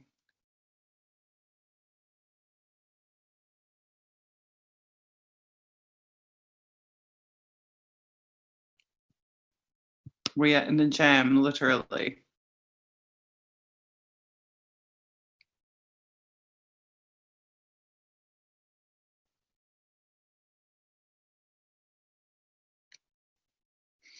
I don't even know what a miracle in this area would look like, but I'm not expecting one. Funny.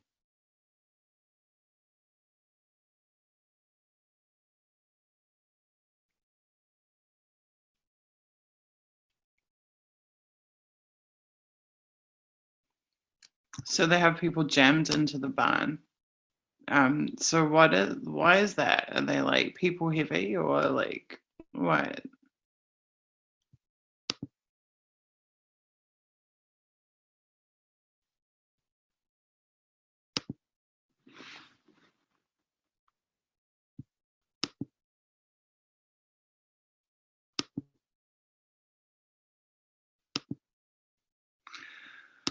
Okay. I'm not sure if them all being jammed in like a barn or an animal farm is newsworthy.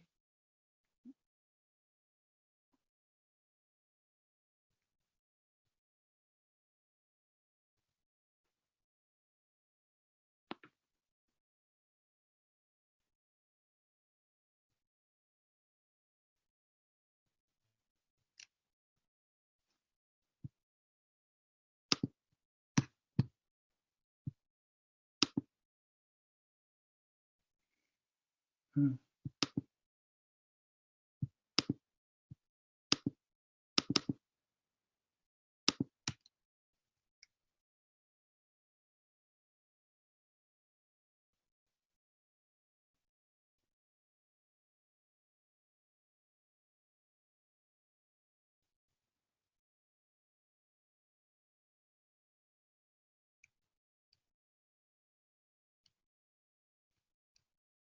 Boring.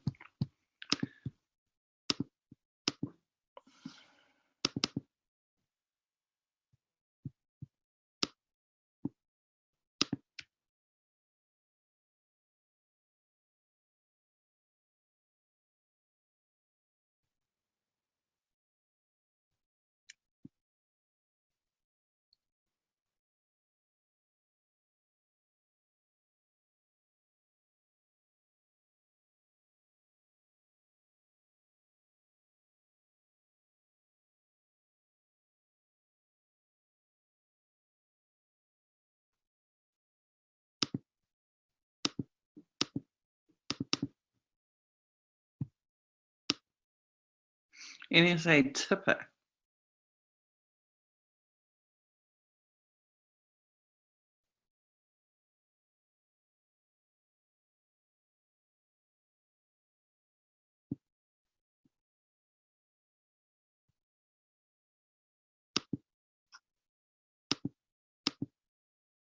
Machine translation. Oh yeah, I bet that worked out well for them.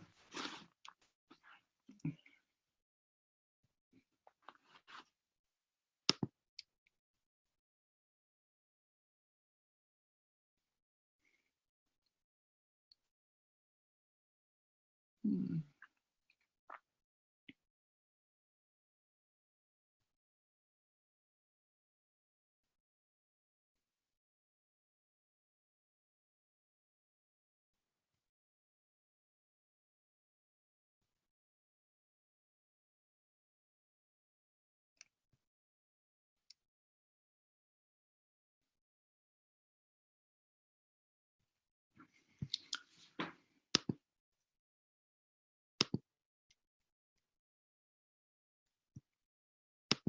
The implications of them using machine translation in a war zone, I would think, would be pretty horrific.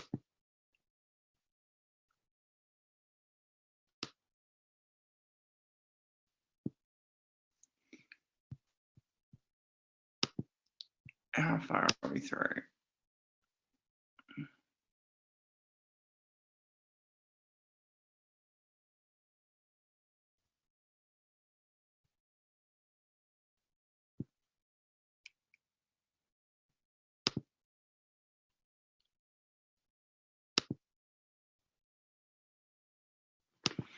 I mean, machine translated code is horrific, but like machine translated language in this context would be equally horrific because nuance is required, especially when they're dealing with people who aren't necessarily writing, I am planting a bomb on Wednesday on whatever road in whatever place. Like the whole point is this is nuanced stuff that they're translating. So them trying to do it by them trying to do machine translation for targets would just be like pretty nuts as far as I'm concerned.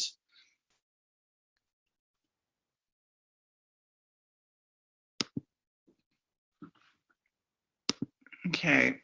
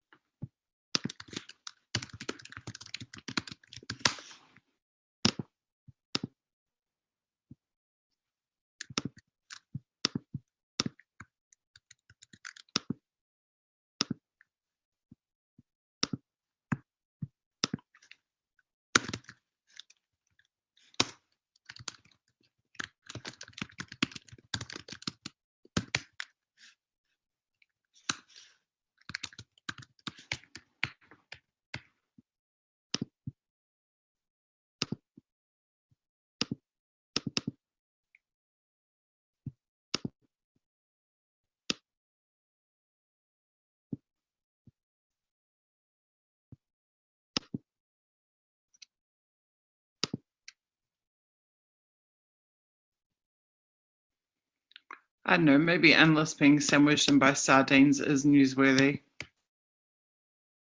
What do you guys think?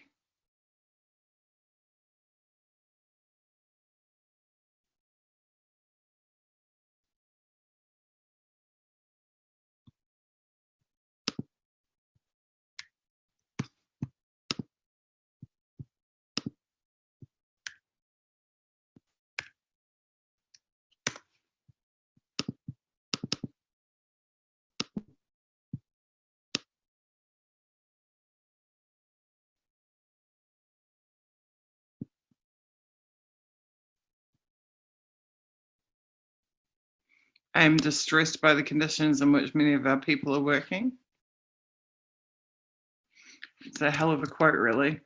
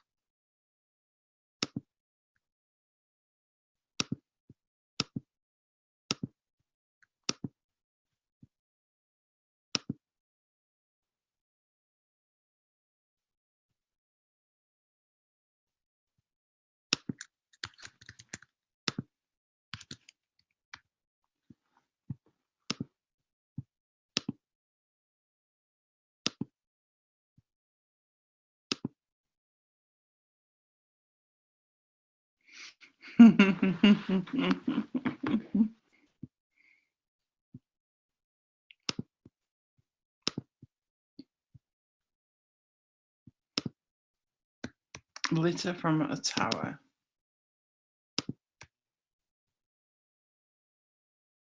From CSE. An NSA in CSE. That's even more interesting.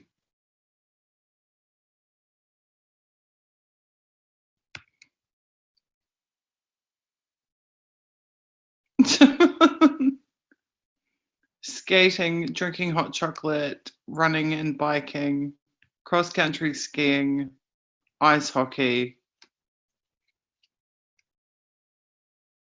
hot air balloons, going to the market, jazz and blues festivals. My God, that's it. So basically, they do nothing except have one big holiday in Canada.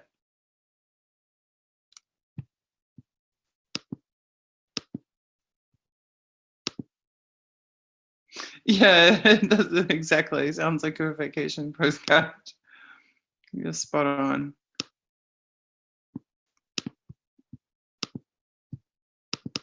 The rewards of metadata.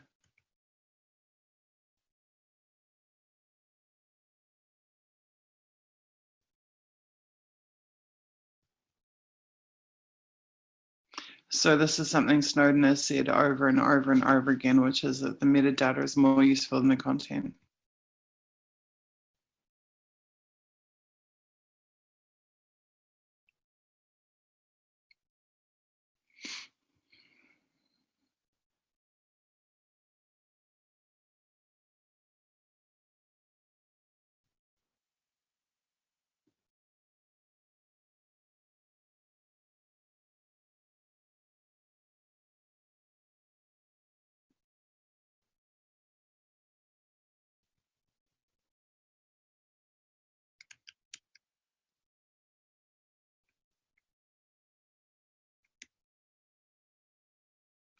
So the metadata repository is fascia. Oh my god, it's so tempting to say fascia 2.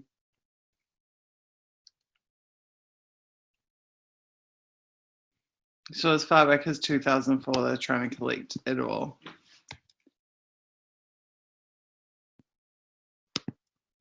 Currently, the database holds 85 billion total records. Oracle database.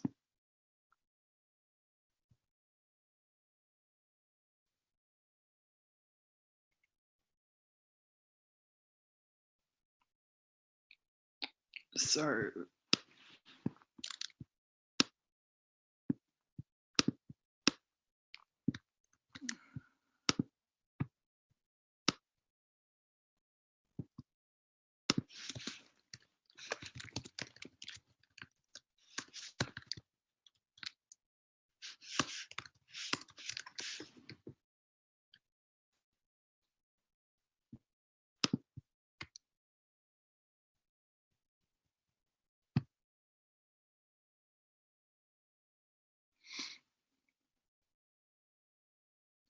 storage of 7 years are online and 3 years are archived, but we now know that that's changed to perennial.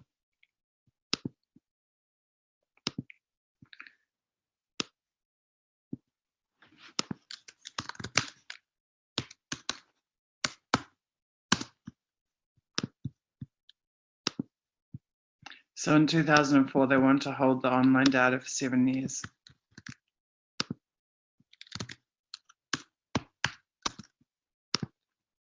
And this is obviously pre-Utah.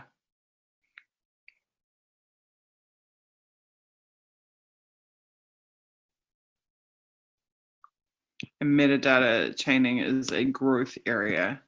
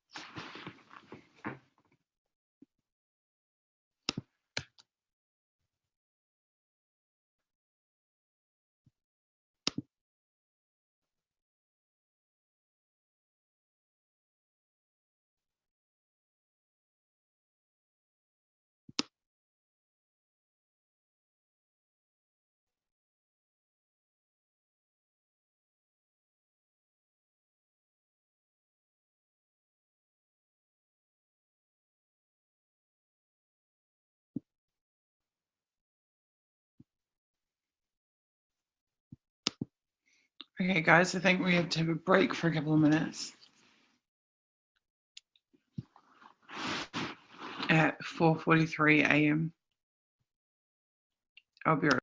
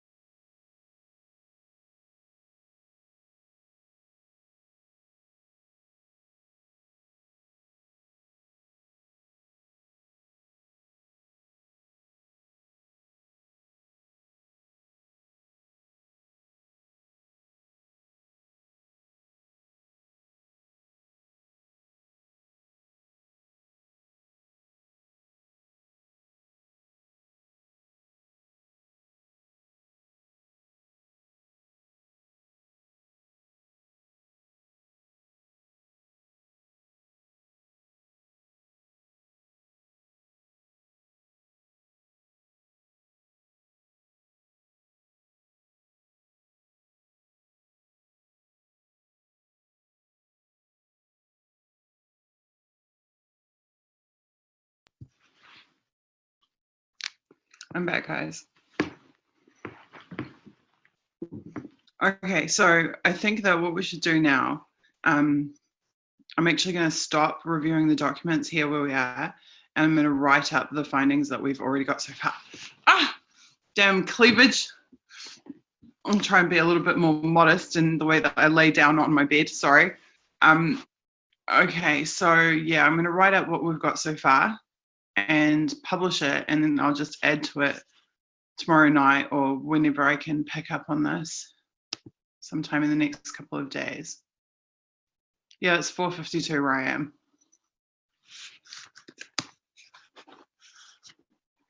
Wow, what a weird smiley face. I really appreciate you guys hanging out with me in chat. It's so much more fun. Like, I usually just do this, like, these big epic marathons.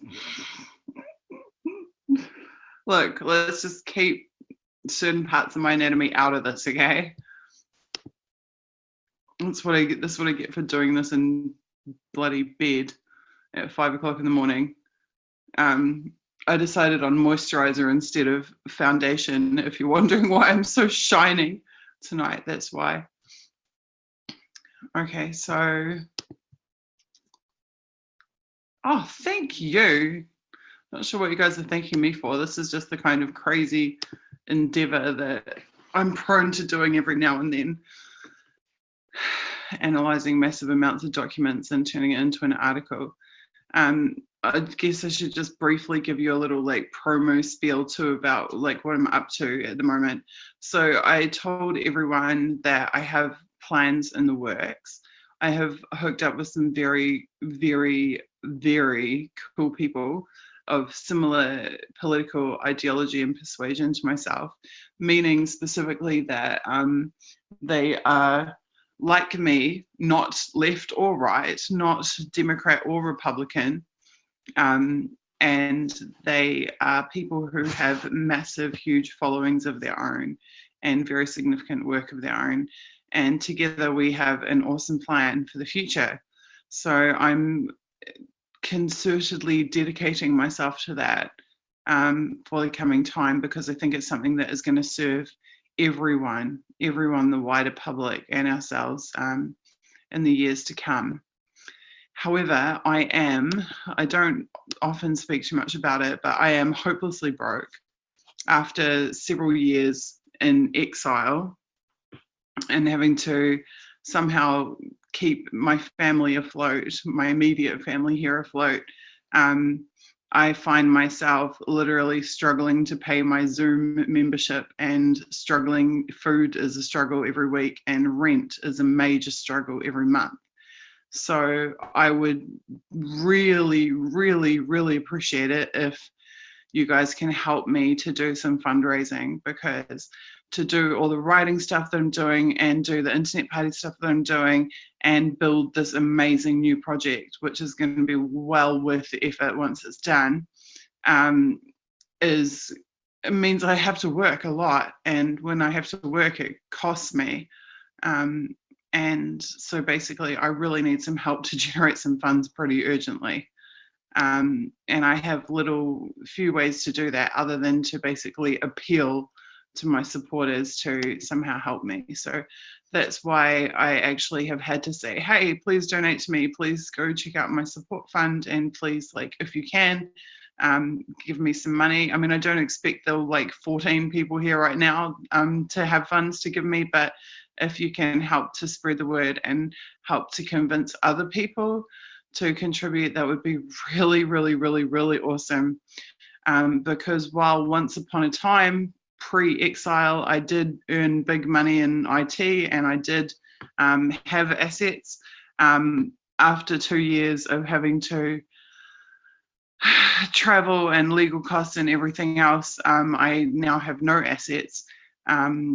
I mean, we're alive and we're together, so that is the biggest asset of all, but no monetary assets, and tons of expenses.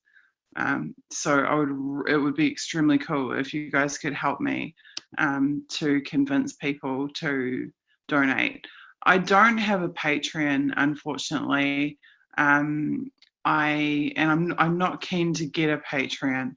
And also I am deliberately using my personal YouTube channel because I don't want to use the Internet Party platform to push my own stuff. I have, like, that's why, you know, I didn't even get the guys to retweet like my requests for help with donations and stuff, because the Internet Party Internet Party in its own right needs donations for Internet Party stuff. And so I don't want to confuse the two. So that's why I just like put the call out on my personal Twitter account, and why I'm just doing these streams to my personal YouTube account, because this is a journalism project. It's like nothing to do with Internet Party. So that's why I feel like I need to fundraise for it in a personal capacity. That I just wouldn't feel right to use the Internet Party platforms for that. It's just like a personal ethical decision. But yeah, so anything you guys can do to help convince people to donate to the Kiwi chick in Moscow who is analysing Snowden documents at 5 o'clock in the morning would be greatly, greatly, greatly appreciated. Really appreciated. So the best way is the support fund link on my website. So it's this link. I'll just type it into chat for you guys. That is where they can donate to like PayPal, or I think they can pay through PayPal or credit card or whatever. And then I think, actually I'm pretty sure, I think I put it in the description of the video. Now I've got hiccups just to complicate things. This is the link for Bitcoin donations, and Bitcoin donations are really helpful. Really, really, really helpful. So that would be very cool, because my friends and family have like kept me alive and afloat, me and the kids alive and afloat. But I can't keep, you know, asking that of them. It's not fair. It's too much of a burden on them, especially in the case of my family, where they have their own medical issues and other things going on that they need to be able to provide for themselves, and not just have me be a burden on them. So any help that you can give me is greatly, greatly appreciated. Okay, so now I'm going to go jump back on Decipher.U and start to write this up. Just I need to check that my login hasn't expired. No, it's good. Okay, sweet. Okay, so I have blogged live. I've done live blogging so many times, but this is the first time that people will actually be able to watch me constructing my article. So back to share screen. Okie dokie. So how I usually do this is I now simply copy paste from my notes, and then I write it up.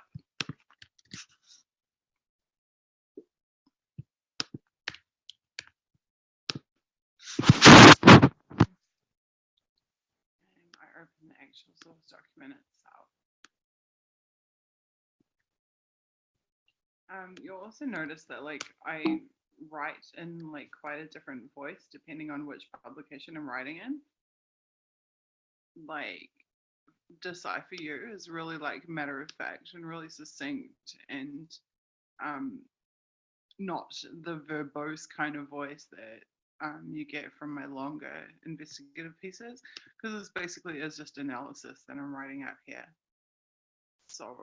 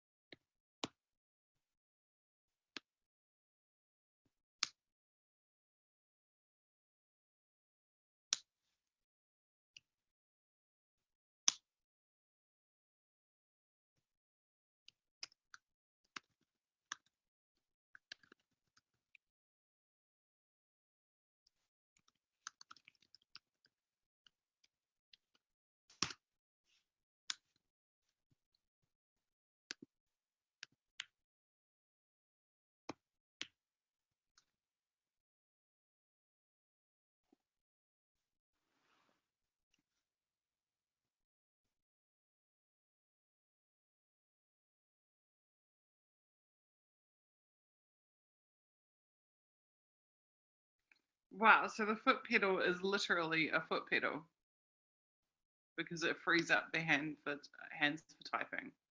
Amazing.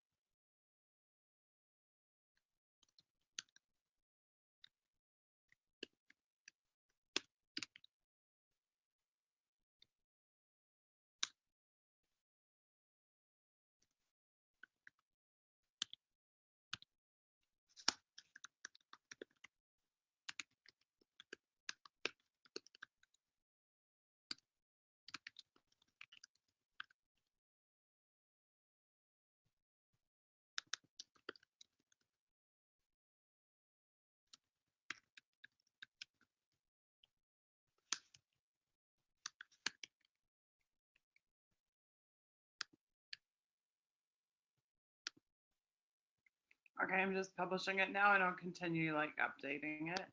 But you will now be able to see the article live at this link, which I'm about to dump into the YouTube for you.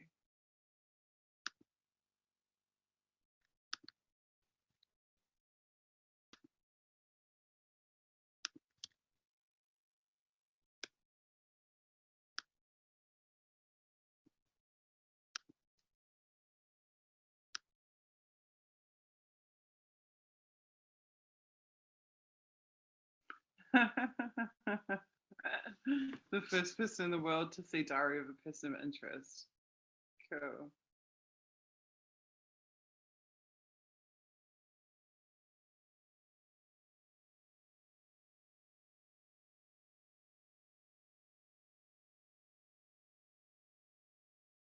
Oh, is HA doing the interview right now?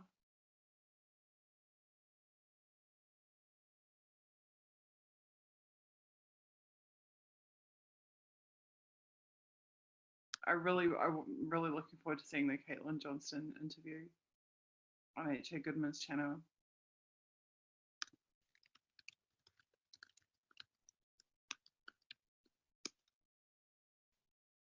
Okie dokie.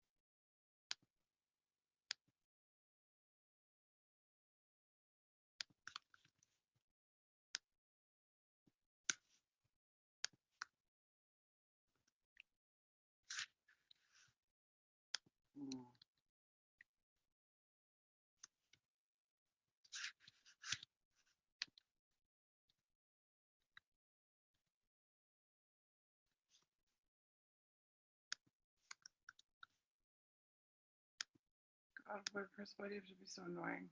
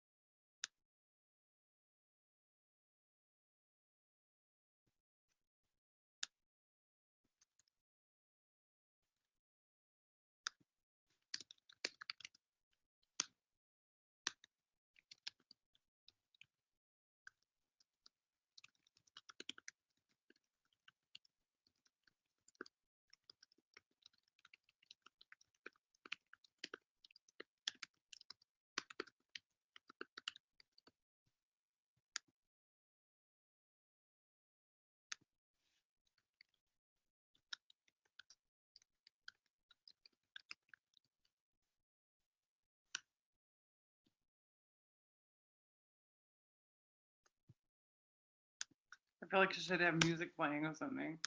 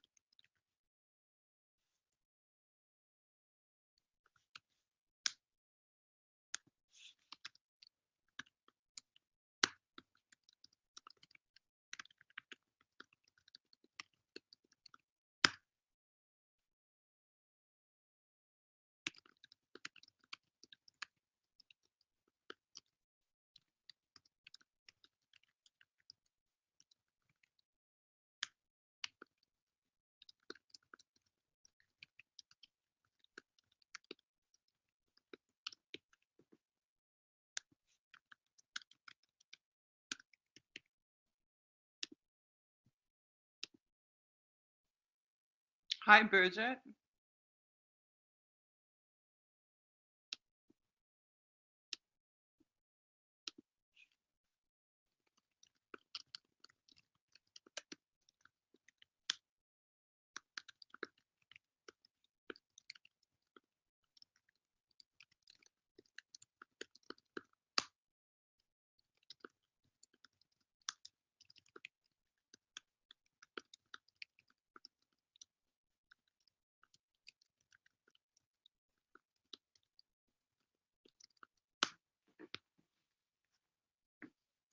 Okay, where are we at?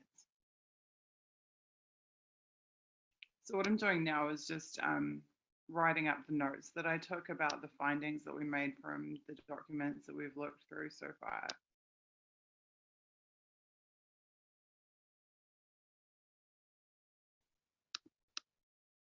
And above in the chat, you should be able to see where I posted the link for that. Oh, thank you.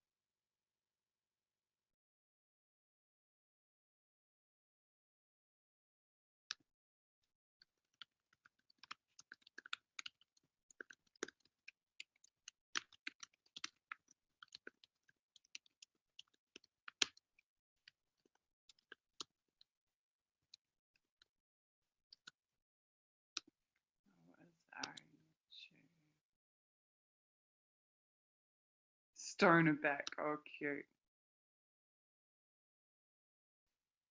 I'm a stoner in spirit, but unfortunately not any more than spirit.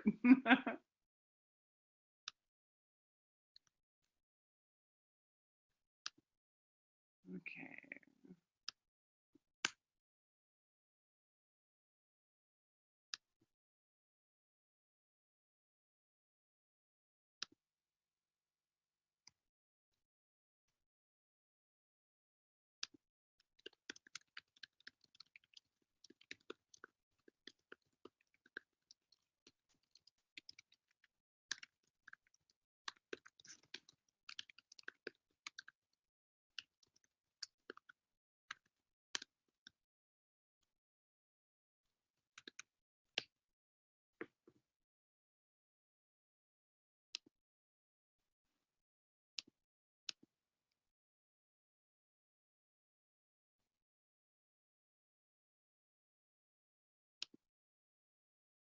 Okie dokie.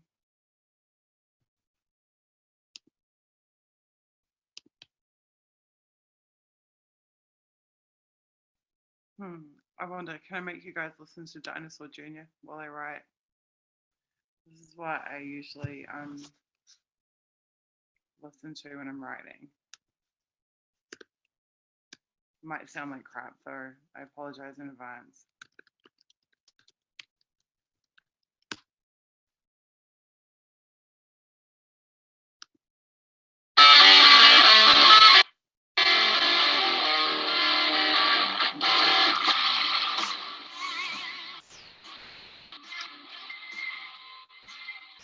Is it too late? Or too late?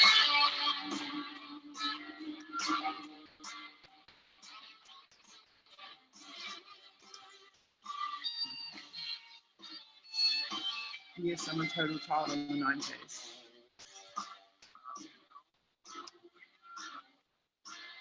I promise not to start singing. Okay, where are we?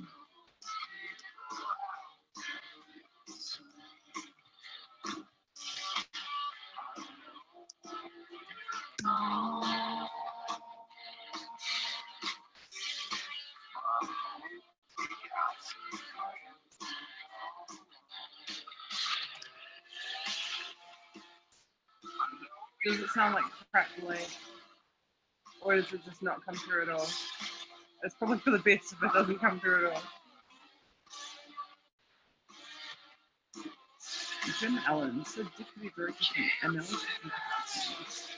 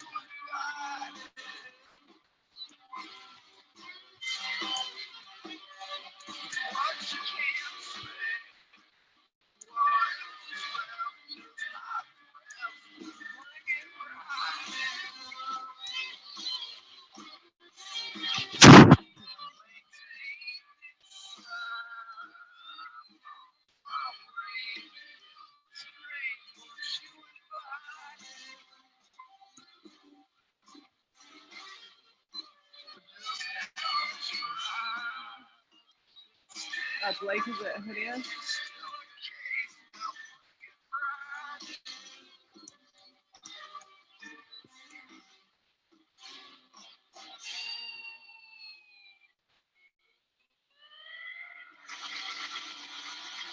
Tin Roof Worthy. Oh my god, I'm so sorry. Okay, bye-bye Dinosaur Jr. Sorry, I should have checked that. Dinosaur Jr. rocks. But probably not through onboard sound on my Mac. So I apologize. Okay, no more Dinosaur Jr.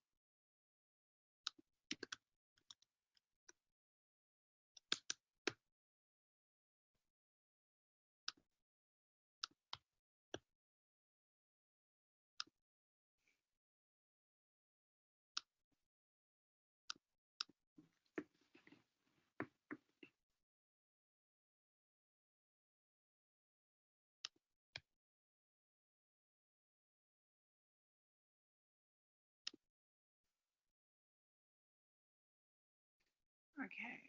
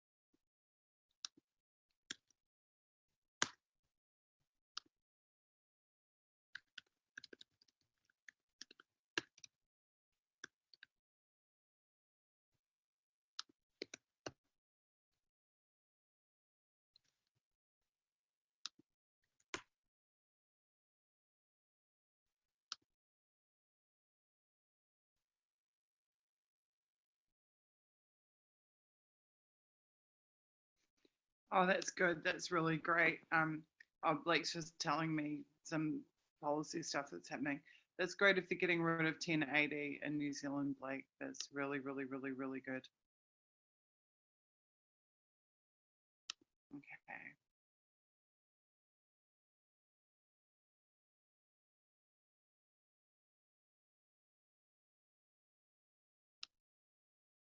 What is Purse Chat? Is this my new hashtag that I didn't know exists?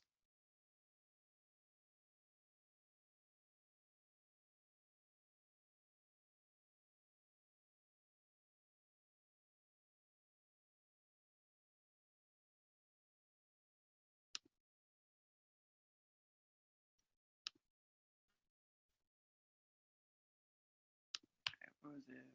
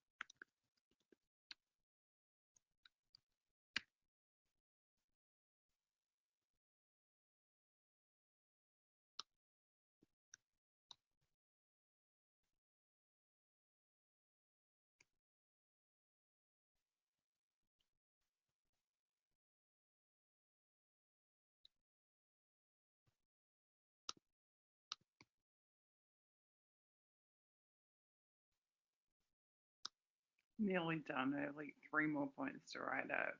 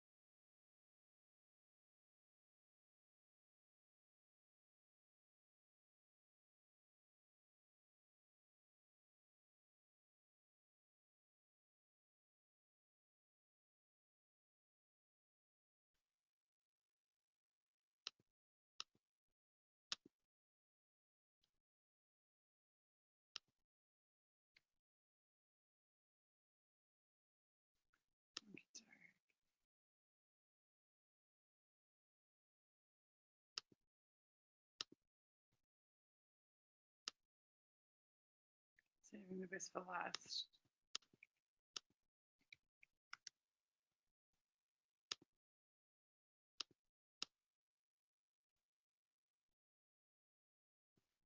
Actually reference that correctly.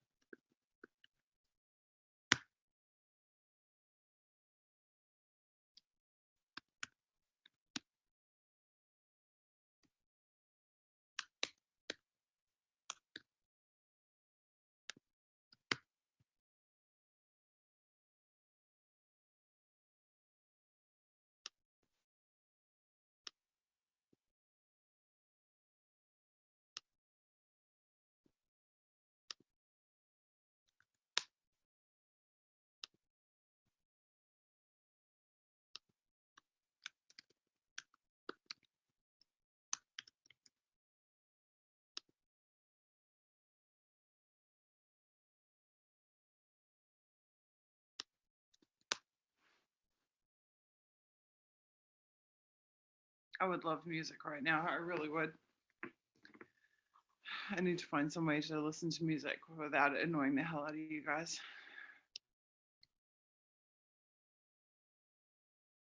Now, what was it? Oh, counterterrorism. Okay. It is counterterrorism.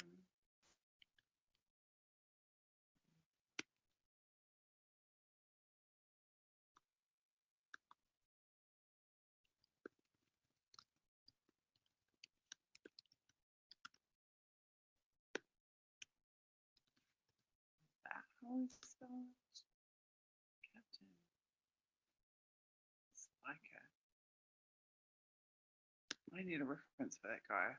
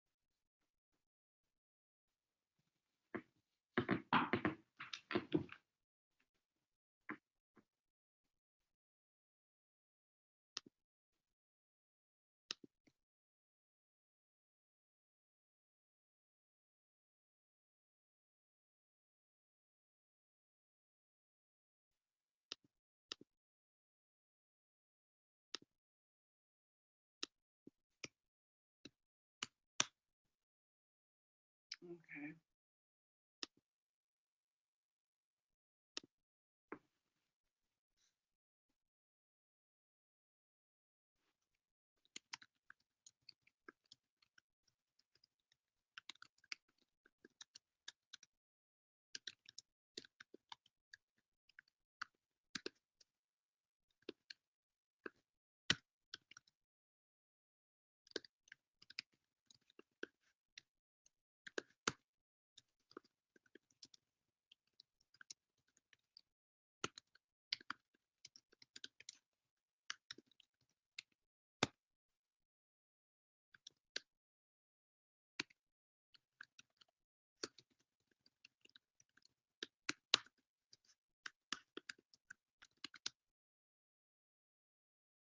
What was the wording? Changing the mind of the Secretary of State.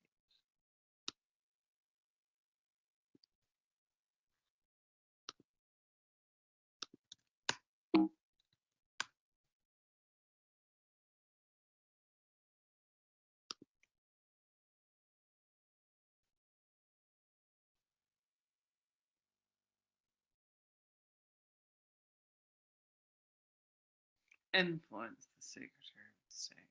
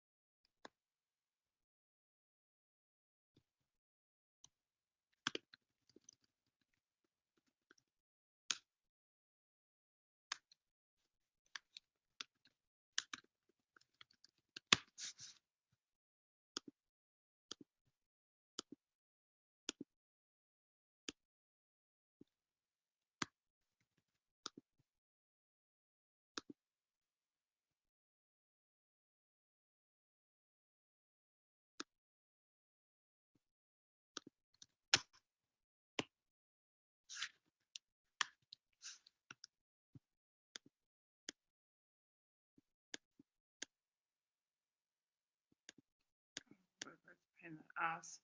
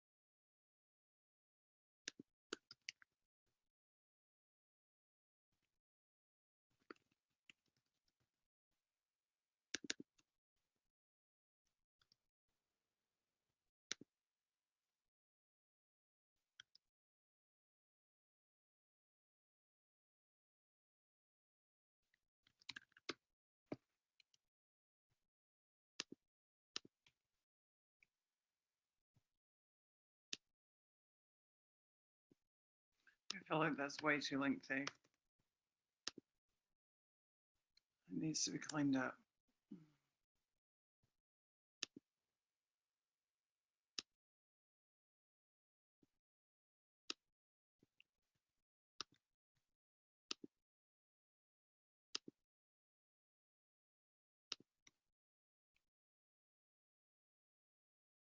We're close. I've only got one more paragraph to do and then I can finish over here. That I'm looking forward to at 6 a.m. What seemed a huge boast by the NSA caught our eye that this shop had influenced the Secretary of State and changed history, providing intelligence to the US mission of the United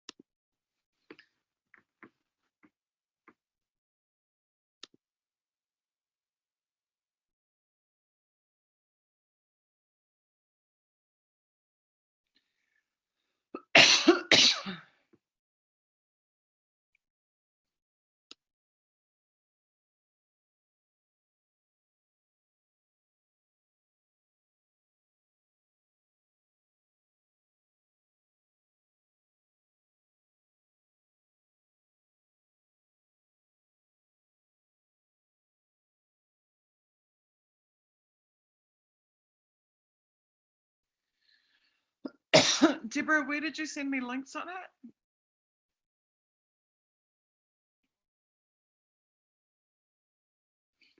Did you send it on Twitter? Because I've got a whole bunch of links on Twitter that I haven't got to look at yet, but I'll go back through and like add the references. What was wrong with HA's chat? Oh, I'm really looking forward to seeing that interview. I'll try and watch it after this.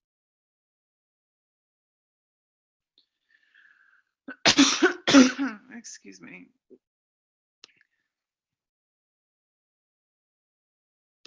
Right, where are we at? Last paragraph.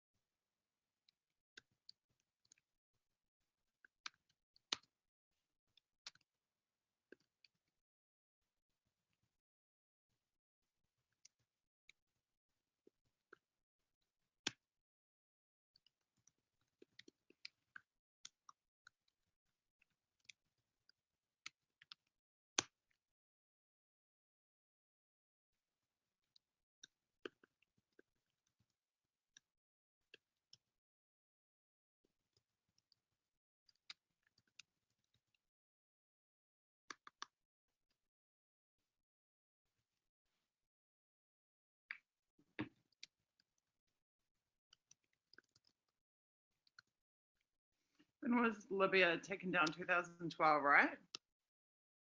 Was Libya 2012?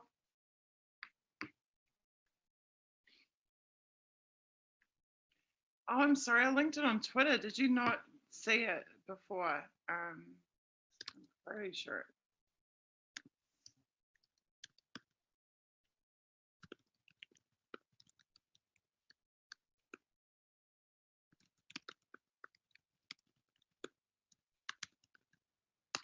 Try that.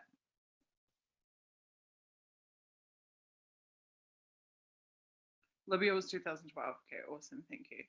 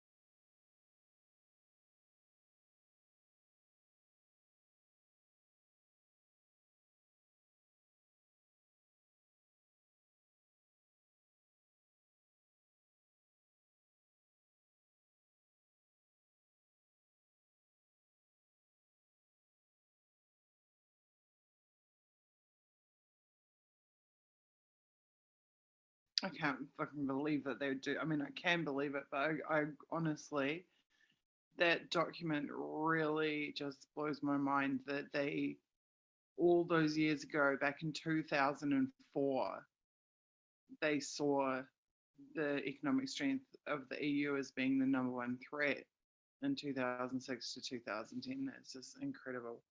And the idea that they could like destroy an entire country like Libya, and not to mention millions of people's lives, just to try to economically undermine the EU is next level evil. That is really next level evil.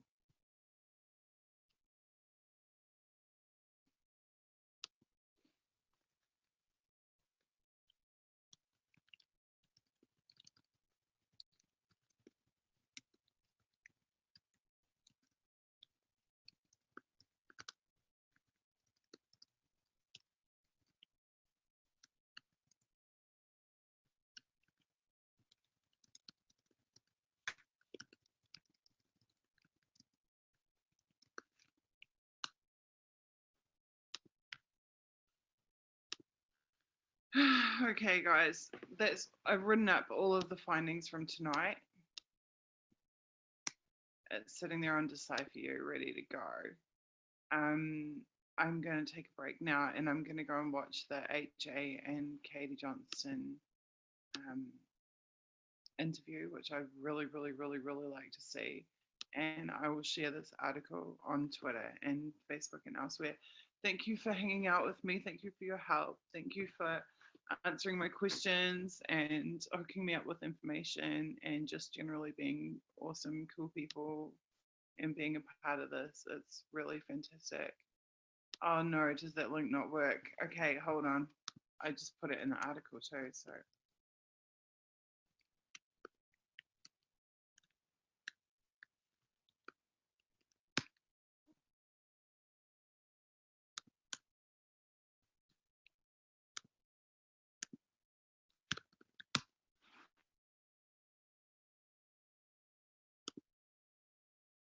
Oh, that's good as Z, not a S. For once, it's actually American spelling, not Kiwi spelling.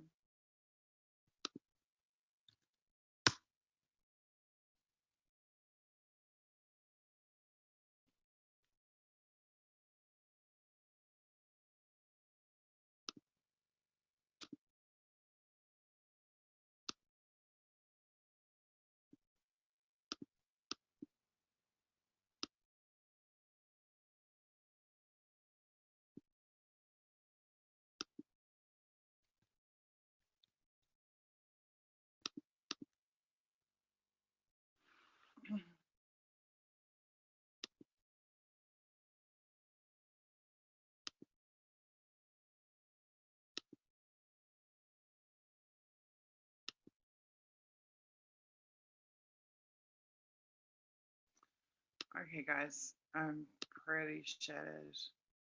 Thank you so much. Yeah, I hope you enjoy that article.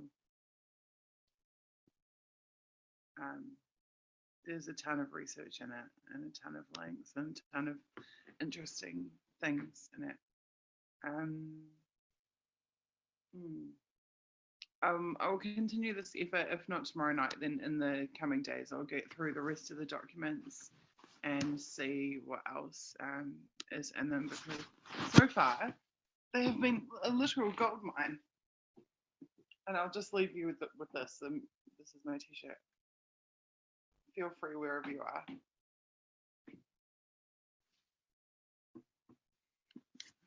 Thank you guys so much. I will see you next time.